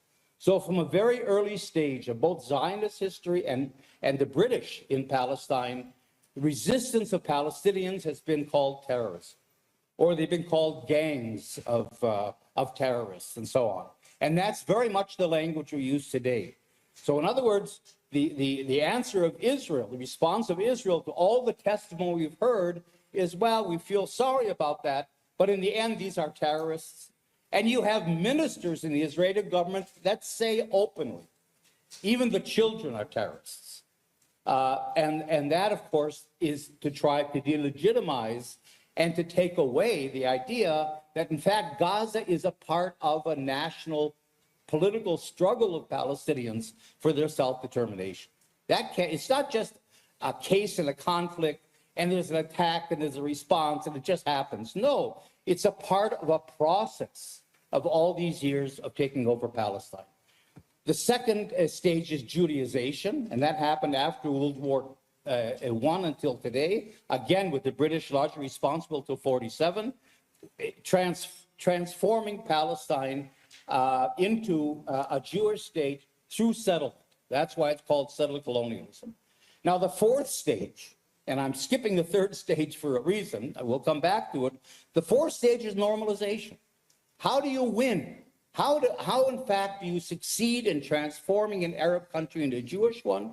You do it through normalization. You create facts on the ground, which are the settlements and the infrastructure and the highways and the displacement of the population, land expropriation, apartheid. You create facts on the ground, and then they become normalized, and that's what's facing us with the Abraham Accords. We have to see Gaza as a stage before this final stage of normalization, where Israel, in fact, ends the so-called conflict and its settler colonial movement succeeds. And therefore, the third stage is pacification, because you can't get the Abraham Accords completed. Saudi Arabia will not come in. The Emirates yesterday threatened even to pull out if Israel annexes part of the West Bank.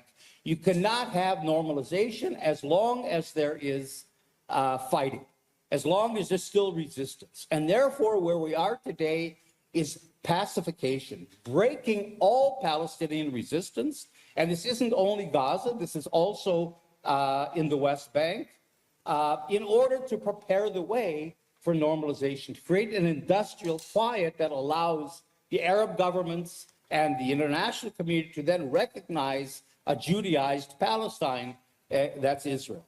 And when Netanyahu talks, why are they continuing this? Even the Israeli army doesn't want to continue this war. The Israeli public doesn't want it. What is Netanyahu saying? We have to listen to him. Total victory.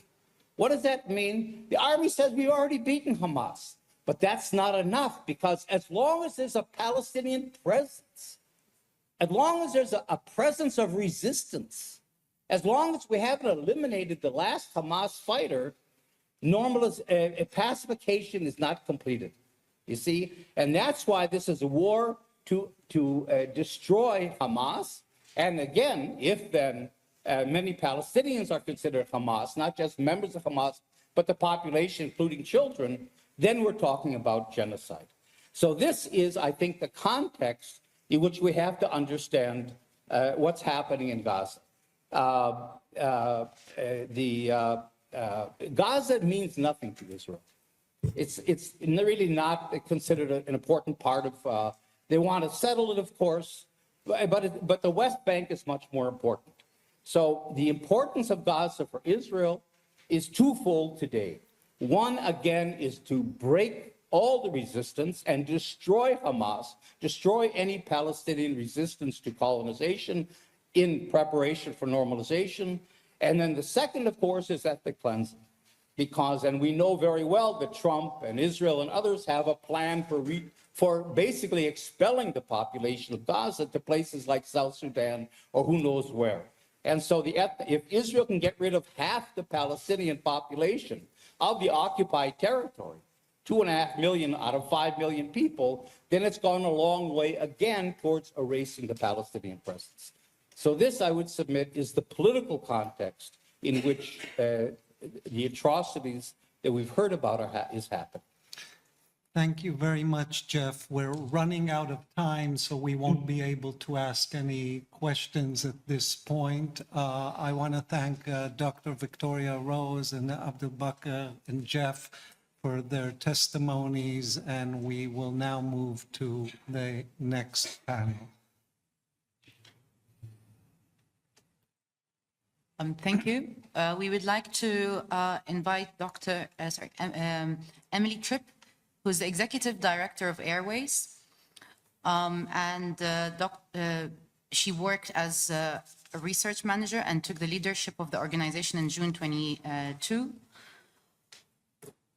From founder and director Chris Woods. Her previous work includes working in humanitarian aid delivery in the Middle East with a focus on carrying research and managing assessment teams in Syria and Libya to help inform humanitarian responses. We'd also like to welcome Dr. Natalie Roberts. Dr. Natalie is the Executive Director of Médecins Sans Frontières, Doctors Without Borders, MSF in the UK, an emergency doctor. Natalie joined MSF in 2012, subsequently held emergency coordination roles in zones of conflict and crisis across Africa, Asia, and the Middle East, including in Syria, Yemen, Ukraine, Pakistan, Philippines, Ethiopia, and Central African Republic. In 2016, she became the head of emergency operations for MSF during the Great March of Return protests in Gaza, when MSF provided care to thousands of Palestinians who had been shot by the Israeli military. And I'd also like to welcome Ben Jamal, who is the British Palestinian activist and has served as the director of Palestine Solidarity Campaign, PSC, the UK's largest pro-Palestine advocacy campaigning group since 2016, formerly CEO of Domestic Violence Intervention Project and a social worker. He brings decades of experience in grassroots campaigning, mobilizing large-scale demonstrations for Palestinian rights in the UK. We welcome you to the floor and invite you to present your testimonies, and if we may start with Emily Tripp. Thank you very much, and thank you so much for this invitation. It's a real honor to be able to speak alongside colleagues today. So I work for Air Wars. Air Wars is a UK-based non-profit organization. We act as a watchdog for civilian harm as it occurs in war zones around the world. We were founded about a decade ago, and in that time, we've documented civilian harm using a consistent methodology in many of the world's major aerial campaigns. This includes campaigns conducted by the United Kingdom and by the United States. Each of the thousands of incidents of harm we document is published on our website, clearly and transparently, both in the hope of pursuing accountability and as a lasting record of civilians killed. We share these records of civilian harm to help facilitate accountability processes, whether that's with media organizations, legal mechanisms, human rights investigators, the United Nations, or humanitarian groups. During the US-led coalition's bombing campaign against the so-called Islamic State, we referred all cases of civilian harm to the major militaries involved, and the United States has acknowledged hundreds of civilian deaths directly as a result of our work. In the days after October 7th, local human rights organizations in Gaza were forced to stop their field work as their staff fled their homes. Palestinian health ministry figures became subject to intense debate and critique, and international journalists, investigators have still not been allowed into Gaza.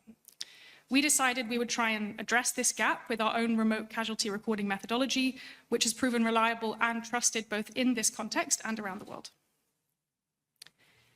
In a letter to the MP Emily Thornberry on January 8 this year, Secretary of State David Lammy repeated this assertion also made by his predecessor, that the UK government was unable to carry out assessments of particular incidents affecting civilians in Gaza, and I quote, due to the opaque and contested information environment, as well as the challenges that the UK government had in, again I quote, accessing the specific and sensitive information necessary from Israel, their allies, about the intended targets and anticipated military advantage.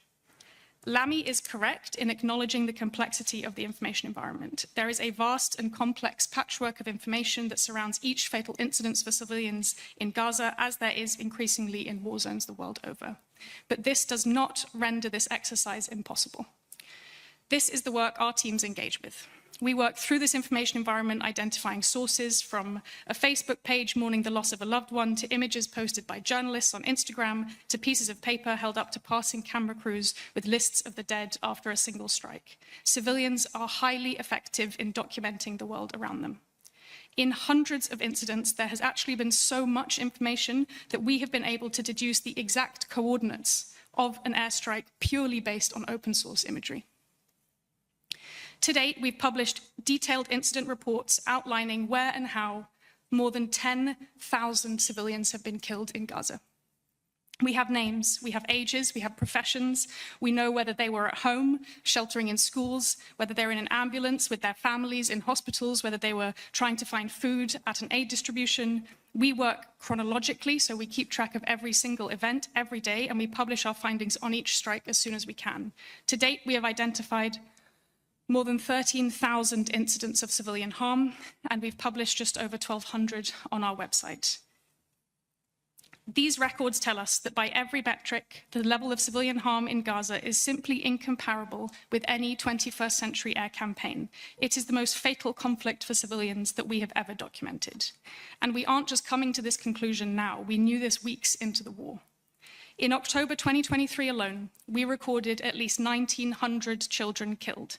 That is around 7 times more child fatalities than the deadliest month of any previous air campaign that we had documented. In 9 out of 10 incidents where women were killed, they were killed alongside a child. We found that on average, when civilians were killed alongside family members, they were killed alongside at least 15 of their relatives. This is not like anything we've documented before. These findings indicate a war on populated areas on a scale that would have been unimaginable in wars prior, especially in wars conducted by Israel's allies like the United Kingdom. We use this event-based methodology, and we work through open source investigative techniques. This allows us to orient civilian deaths in time and place. It also allows us to identify trends in real time, which were occurring very early on.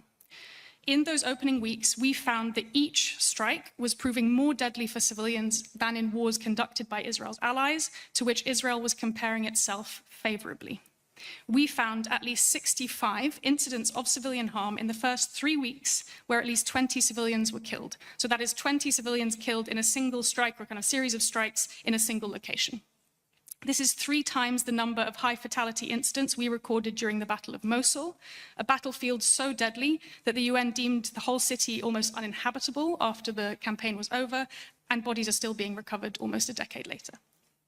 These trends have remained consistent as the war has progressed. On March 18th this year, the day that Israel broke the ceasefire, we recorded what may turn out to be one of the bloodiest days of the war. Our teams identified almost 100 different incidents of civilian harm, that is the targeting of 100 locations across Gaza where civilians were killed or injured. To date, we've published a handful of these cases on our public archive, and the pattern has held. Patterns such as the destruction of whole families on family homes, high numbers of child fatalities in a single strike, all in that single day of bombardment. In recent months, our teams have documented attacks at aid distribution sites, publishing more than 25 separate incidents detailing civilians killed or injured while seeking aid. We've looked at attacks on civilians sheltering in schools, publishing more than 80 such incidents.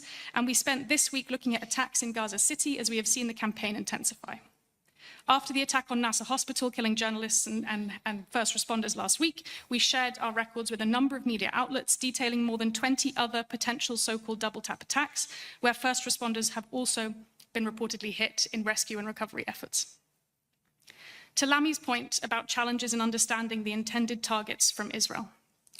Last year, we released a film and an interactive map where we reviewed footage posted by the Israeli military themselves on their own social media accounts describing their targets, and we were able to link these statements to hundreds of civilian fatalities.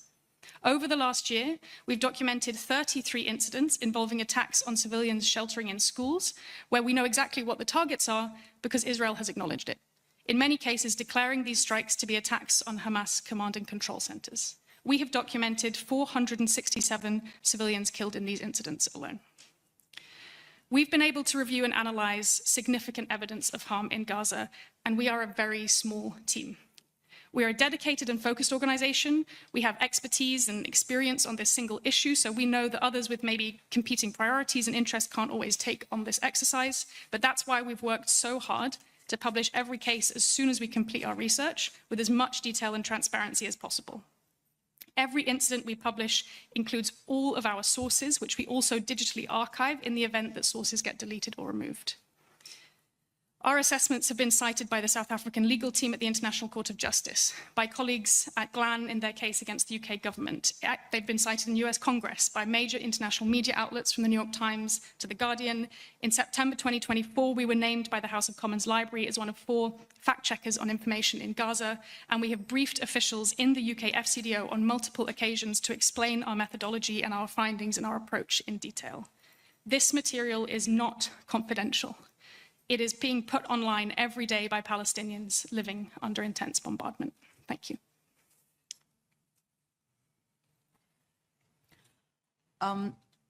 Quickly, so first of all, even though you do note that the media has taken forward some of the data you provided, how, in a more general scale, would you assess the media's engagement with the data that you have provided? And also, have you noted a change in the weaponry that's being used in comparison to prior armed conflicts that you have documented in terms of the damage caused as well as the technology used? Thank you. On the media engagement, I think one of the perhaps most disappointing and challenging things has been the sporadic media engagement. So we have been documenting every single day since October 7th, as have journalists inside Gaza. And what we've noticed is that the media engagement sort of comes at a flurry almost unpredictably. I mean, we saw a lot of engagement around the NASA hospital strike last week, as we should have. We saw a sort of flurry of engagement around the World Central Kitchen strike, again, as we should have. And in all of those circumstances, Air Wars is often invited to speak and interview and say, okay, we'll put this in the wider context. And each time I have constantly been surprised that the journalists we're speaking to are also surprised that this attack has happened. You know, in the case of the NASA hospital strike, we had a lot of questions around, oh, what is a double tap strike? You know, we saw a double tap strike or a report of a double tap strike on the 8th of October, 2023.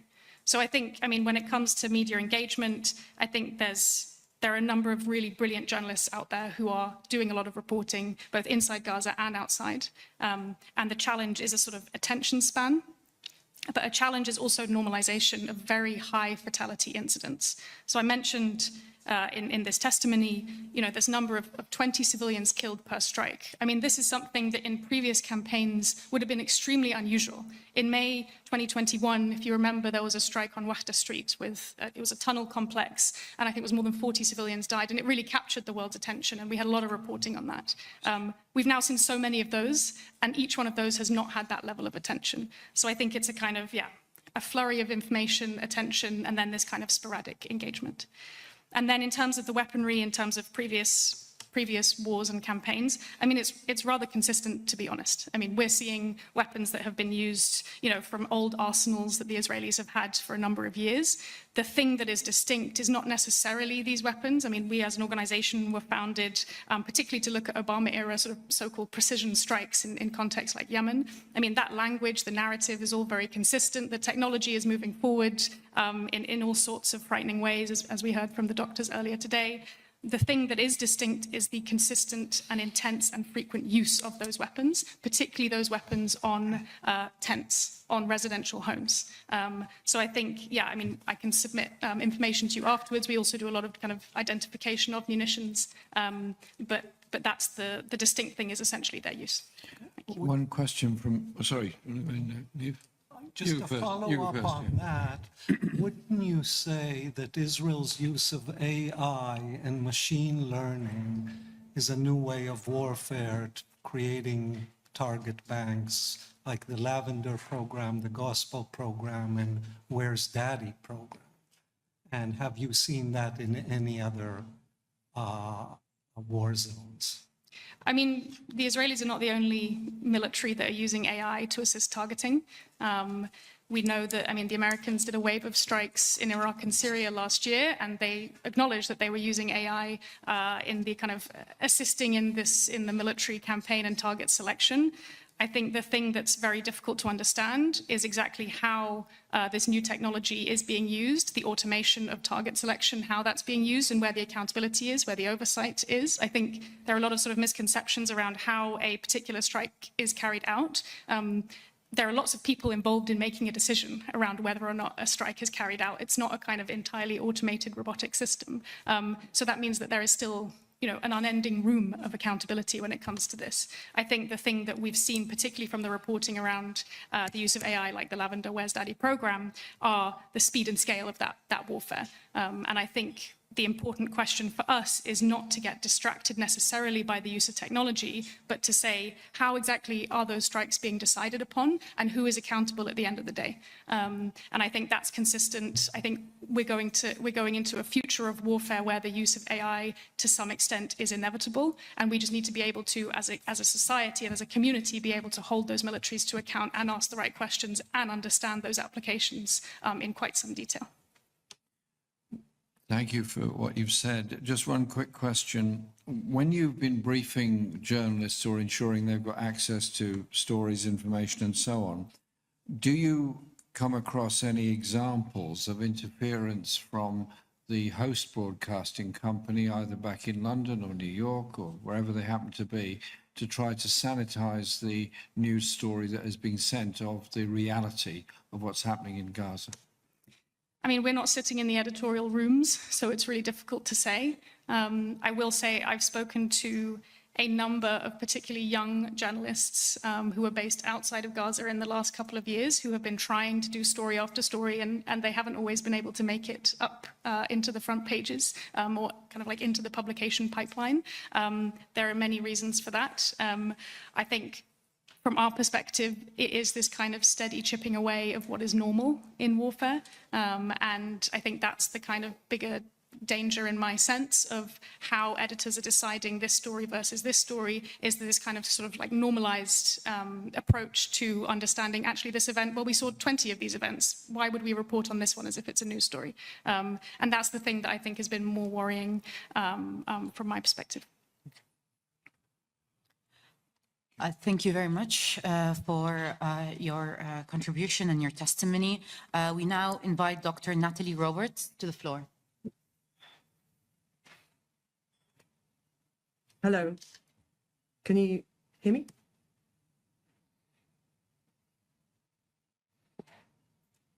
Hello? Yes, we can hear you. Okay, great, thank you, sorry. Hi, my name is Dr. Natalie Roberts. So I'm an emergency doctor and the Executive Director of Doctors Without Borders, Médecins Sans Frontières, or MSF in the UK. MSF is an independent medical humanitarian organisation who provide medical care to people affected by conflict and violence, epidemics and disasters. We also speak out about what we witness and experience. We've been working in Palestine since 1989. We currently have over 1,000 Palestinian and 40 international staff working in hospitals, clinics, and other facilities in Gaza. I'm going to outline here why we believe genocide is happening in Gaza and how we have tried to alert the UK government about that. Firstly, we are witnessing mass deliberate harm of civilians through killing and injury. The entire population of the Gaza Strip has endured relentless bombardment by Israeli forces for nearly 2 years. They are attacked by Israeli airstrikes, drones, and tanks. Since October 2023, Israeli forces have killed at least 63,000 people, over 18,000 of them children, and a further 150,000 people have been wounded. An estimated 44,000 children are now orphaned in Gaza. These numbers don't begin to cover the full horror, given the number of people missing and yet to be accounted for. This includes Reem Abdulebdeh, a physiotherapist and a member of the board of MSF UK, who we believe was killed alongside her parents and siblings in their house in Khan Yunis in December 2023, when the area came under a massive Israeli ground and air assault. The bodies of her mother and sister were eventually recovered from the rubble in February 2024, but Reem's body has never been found. Reem is one of 12 Palestinian MSF colleagues who have been killed by Israeli forces in Gaza since October 2023. There is no safe space in Gaza today, and Israel's indiscriminate military assault across the entire strip demonstrates that it considers the whole population as a legitimate target. Israeli military actions have repeatedly targeted civilians, with attacks leaving entire neighborhoods in ruins and families wiped out. Since June of this year, we have seen a new method of orchestrating the mass killing of Palestinians, the Israeli and US-led militarized food distribution system known as the Gaza Humanitarian Foundation, or GHF. There is nothing humanitarian about the GHF. Distributions at GHF sites are accompanied by extreme levels of violence and killings of Palestinian men, women, and children who have gone to the sites in the hope of receiving food, only to come under fire from Israeli soldiers. MSF medical teams are treating people with gunshot wounds, barbed wire lacerations, and crush injuries from stampedes sustained whilst trying to receive aid at these GHF distribution sites. Between the 7th of June and the 24th of July this year, in just 2 of our facilities in Gaza, we received 1,380 injured individuals and 28 dead bodies from 2 GHF distribution sites. This represents only a fraction of the total number of people killed and injured at these sites. During that same period, the Ministry of Health in Gaza reported that more than 1,000 people were killed and 7,200 injured while attempting to collect aid. One of them was our colleague, Abdullah Hamad, who was killed on 3rd of July, along with at least 16 people, when they were targeted without warning by Israeli forces as they waited to collect flour from an aid truck in Khan Yunis. Secondly, we are witnessing deliberate mass displacement of the population and the destruction and targeting of the infrastructure essential to support life in Gaza. The IDF has forcibly displaced 2 million Palestinians in Gaza, often giving them only a few hours to evacuate if they receive any warning at all. Gaza, which is smaller than the Isle of Wight, now sees 87% of its 2 million residents crammed into just 12% of its territory, primarily in Al Mawasi, which is an area no larger than Richmond Park in London. People are not given sufficient time to move safely. After countless displacements, many have run out of money and can no longer afford to relocate, and anyway, there is nowhere for them to relocate to. This week, Nasser Hospital in Khan Yunis, where MSF teams are working, received the dead bodies of at least 9 people, including 5 children, who were killed while trying to collect water in Al Mawasi, which is the area of Gaza that is supposedly designated as a safe zone. All of our MSF colleagues have been displaced multiple times. My colleague, Dr. Mohammed Abu Ghazib, told us, "Before she died, my mother told me death can sometimes be a relief. I didn't understand her at the time, but today, after all I've been through, I do. Displacement is harder than death.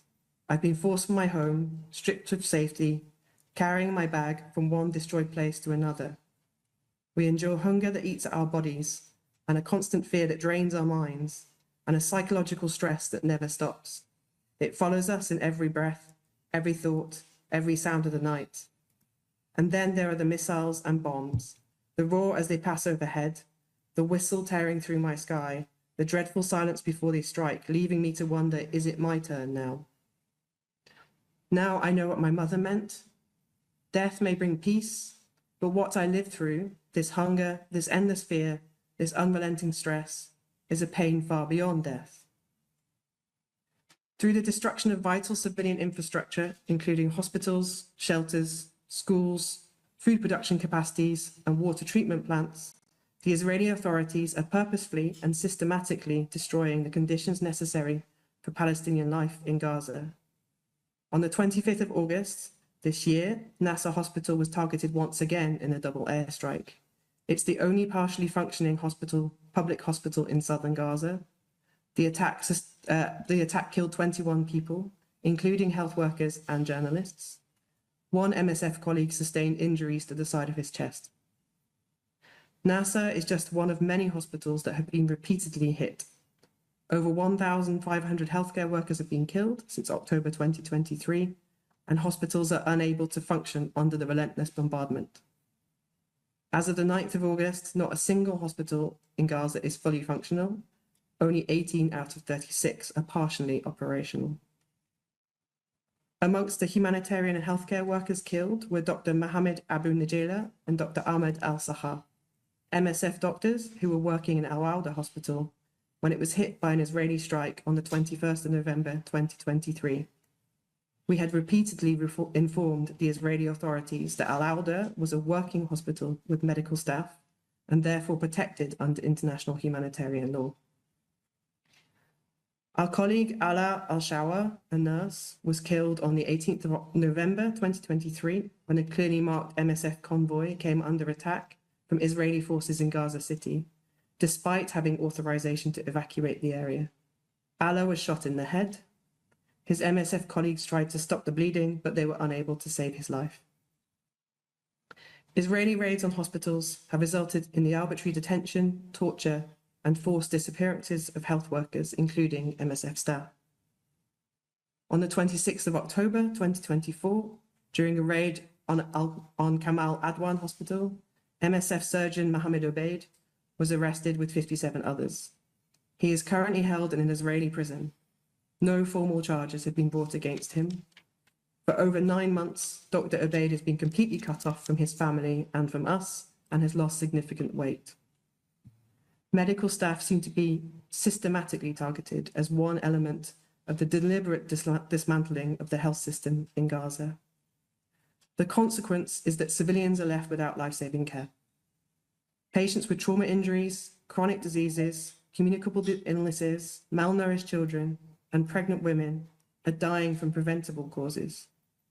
Our medical teams are working under the harshest of conditions with little food for themselves, while they're watching patients die due to the Israeli blockade and bombardment. So finally, we are witnessing a blockade of supplies, and food is being used as a weapon of war. Israel's blockade of Gaza and deliberate obstruction of humanitarian assistance have all but destroyed everything essential for people to meet their basic human needs, turning survival into a daily battle. As Israel controls everything that enters Gaza, the survival of Palestinians in the Strip lies at the mercy of Israeli authorities. On top of that, people are now obliged to seek food at these GHF distribution sites, which are controlled by the Israeli military, who regularly open fire on them, forcing people to choose between starvation or risking their lives for minimal food. By preventing this access to food, as well as choking off access to water, medicines, and humanitarian supplies, Israel has manufactured a situation of famine in Gaza. During the 34 days while the UK Parliament was in recess, the malnutrition rates amongst children under 5 in Gaza tripled. Over 44,000 children are currently enrolled in our therapeutic feeding programs. We're facing overwhelming demand at our 4 outpatient feeding centres across Gaza, and famine has been declared in Gaza.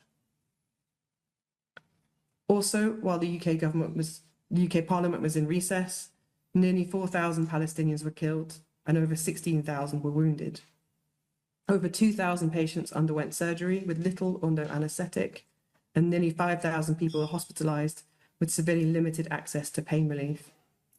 Due to the lack of availability of medical supplies and the poor hygiene conditions due to the lack of availability of water, people are suffering from recurrent diarrhoea and they're dying from preventable diseases. Essentially, this is a complete and utter humanitarian disaster, and it is entirely man-made. In summary, I stand by our position that MSF teams in Gaza are witnessing war crimes, crimes against humanity, and genocide, according to the definition laid out in the Genocide Convention. So we have written 7 letters to the past and current Prime Ministers and Foreign Secretaries of the UK to bear witness to what has been happening in Gaza and to ask about the UK's support of Israel, and to ask that the UK takes action to prevent and punish crimes against humanity and genocide in line with its international commitments. When we have received a reply from a more junior minister, it's very perfunctory, it doesn't acknowledge the gravity of the situation or really acknowledge the gravity of the evidence we're providing. We have not received any response to our latest letters. We provided the UK government a link to a compilation of information and testimonies collected by MSF teams in Gaza between the 7th of October 2023 and the 1st of February 2025, which goes into far more detail than I can in this testimony today. We've also provided them with a copy of our report, compiling frontline testimony from MSF teams who are treating systematic mass casualties from the GHF sites in southern Gaza. And we've been asking for a meeting with the Foreign Secretary for nearly 2 years but we've still not received an invite to meet. So we can only conclude from our perspective that the UK government doesn't want to acknowledge what we have to say and what we have been seeing. So thank you very much for providing me with the opportunity to speak today. Thank you very much, Dr. Roberts. We appreciate your time and your very valuable testimony. We would move now to Mr. Benjamin. The floor is all yours. Thank you. There's a poem by the American poet Mary Oliver called Tecum Seh. It's about another genocide, the genocide of the Native American people, and it contains this line: "There is a sickness worse than the risk of death, and that's forgetting what we should never forget."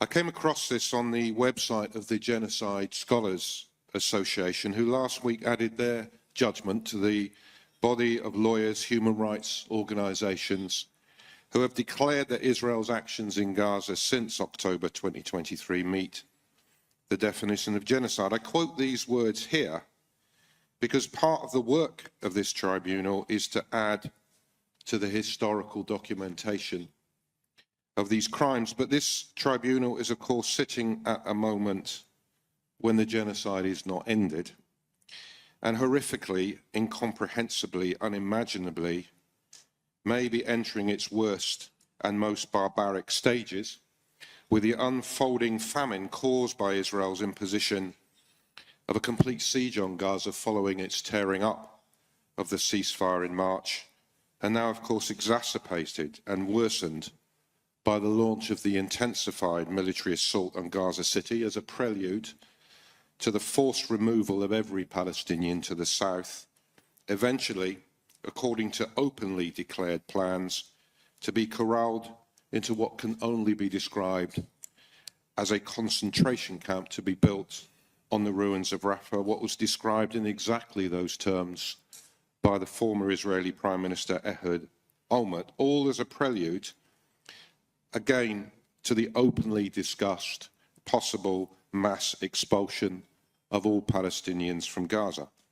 When I came across that poem, I was reminded of some other words I heard spoken many years ago in Trafalgar Square, a PSC rally by the then Palestinian ambassador Afif Safir. He said this: "Do not make the mistake of presuming in the inevitability of progress. Do not make the mistake of presuming in the certainty of the liberation of the Palestinian people. There is another possible future mapped out for us. It is that we become the Native Americans of the Middle East."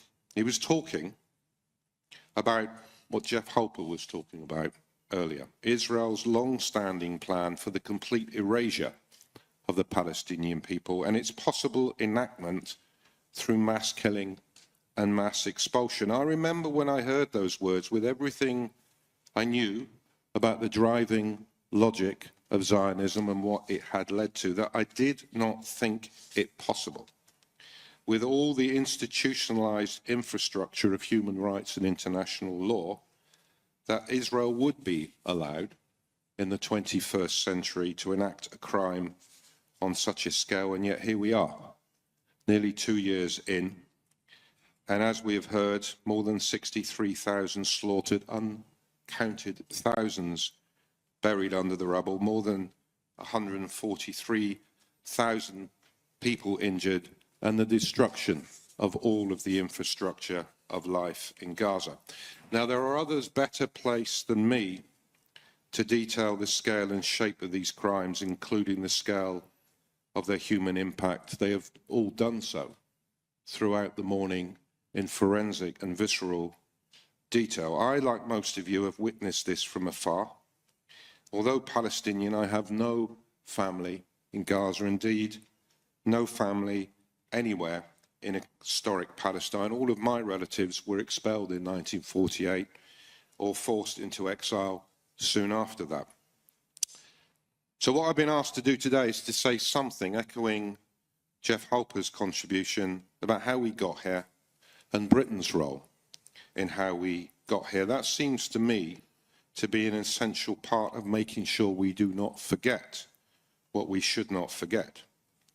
And so we have to address two fundamental truths. The first is that history did not begin on October the 7th, that this genocide is built on the foundations of an incremental genocide, decades old, 76 years of settler colonization, occupation, and apartheid, and imposition across all of historic Palestine, from the river to the sea, of what B'Tselem, in its 2021 report detailing the realities of apartheid, described as a regime of Jewish supremacy existing from the Jordan River to the Mediterranean Sea. And the second enduring truth, that this system of oppression could not and has not been sustained without the complicit active support of Western governments, public bodies, companies, and corporations. And we know that British complicity in supporting this regime of oppression extends back over 100 years to that initial support of the Zionist project that led to the Balfour Declaration. Remember the words of Balfour justifying his declaration, that the interests of Zionism were of far profounder import than the desires and prejudices of the 700,000 Arabs who now inhabit that ancient land. It is possible to argue that in all essential elements, British policy towards the Palestinian people since that time has been marked by a continual refusal to acknowledge that fundamental dynamic of racist domination, which was the driving logic of the Zionist project. It endured that complicit support throughout the 18 years following the establishment of the State of Israel, when Palestinian citizens were forced to live under martial law. It has endured throughout the 58 years of illegal occupation of Gaza, the West Bank, and East Jerusalem, and the establishment of illegal colonies across those territories. It has endured through 18 years of blockade on Gaza and periodic brutal military assaults on the territory. It endured even when human rights organizations like Human Rights Watch, Amnesty, and B'Tselem provided comprehensive reports detailing the reality of apartheid across all of historic Palestine. It has endured throughout the horrors we have seen in the live stream genocide over the past 2 years.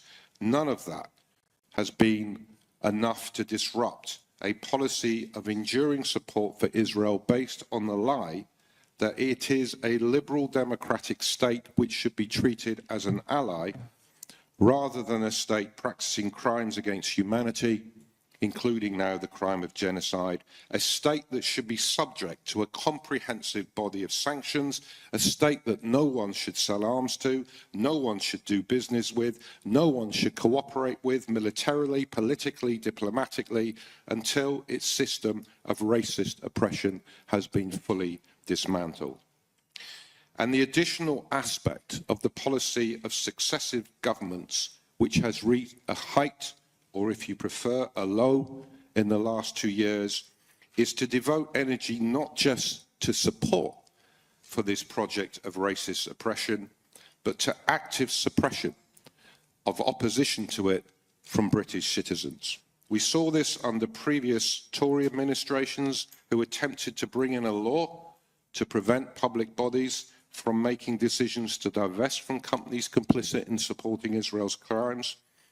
We've seen it over the last 2 years in the unprecedented usage of the Public Order Act to impose conditions upon the national marches that we have been organising, including banning marches on the grotesque basis that they are a threat to the Jewish community if they pass anywhere in the vicinity of a synagogue, and the issuing of charges against leaders of the movement, including myself, for protesting those restrictions. We see it right now in the grotesque decision to designate Palestine Action, a group using non-violent direct action to target Elbit Systems, Israel's leading arms manufacturer, as a terrorist group, and now the farcical spectacle of the arrests of those holding up placards to protest against that prescription.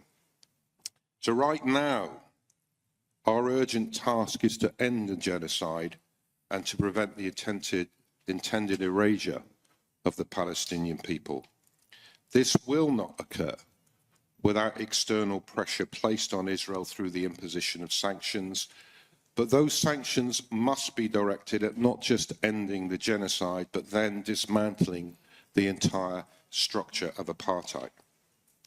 Within the solidarity movement, we see our ongoing task as building the mass movement required to ramp up pressure on government to impose such sanctions, including a full two-way arms embargo, but also on public bodies and complicit companies and corporations. The stakes really could not be higher.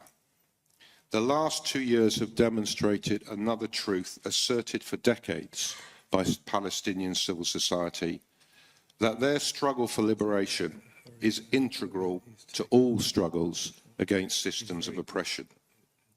Eric Cantona, one of my personal heroes, spoke to this truth recently when he said, if Gaza is lost, then humanity is lost. If this genocide is allowed to unfold to its last stages, or even if stopped, if Israel's system of racist domination continues to be supported, then the wider struggles against the far rights and their doctrines of ethno-nationalism, the battle for the preservation of any system of international law, and the battle to preserve fundamental democratic freedoms, including the right to protest, will also be irreparably damaged, if not lost forever.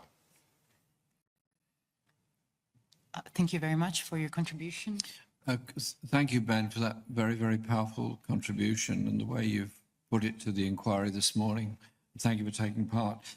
In your long experience of campaigning, do you believe that public opinion is now better informed and more focused on the issues of Palestine and Gaza, or do you feel that it's going in the other direction? I would say it is significantly better informed, and particularly over the last 2 years. And I mean, Jeff Holper talked about this when he talked about the stages of implementing a system of racist domination. And part of that is narrative control. And part of that is convincing people to regard what is happening as something normal, to regard Israel as a liberal democratic state. I think what people have witnessed over the last 2 years has fundamentally shifted their understanding of that narrative. And that, to me, is what has fueled what has been unprecedented waves of solidarity globally, specifically here in the UK, not just manifested in the demonstrations which have been of unprecedented size and duration, but in the energy that people have been putting into campaigns calling for public bodies to divest, the energy people have been putting into campaigns targeting complicit companies by Barclays, and we're also seeing the impact of all of that. The horrendous paradox at the moment is there is a fundamental shift in public opinion. In all sorts of ways, Israel is more isolated in a court of global public opinion than it has ever been, but none of that has been enough to shift the dynamics of governmental behavior, and that has enabled this genocide to continue.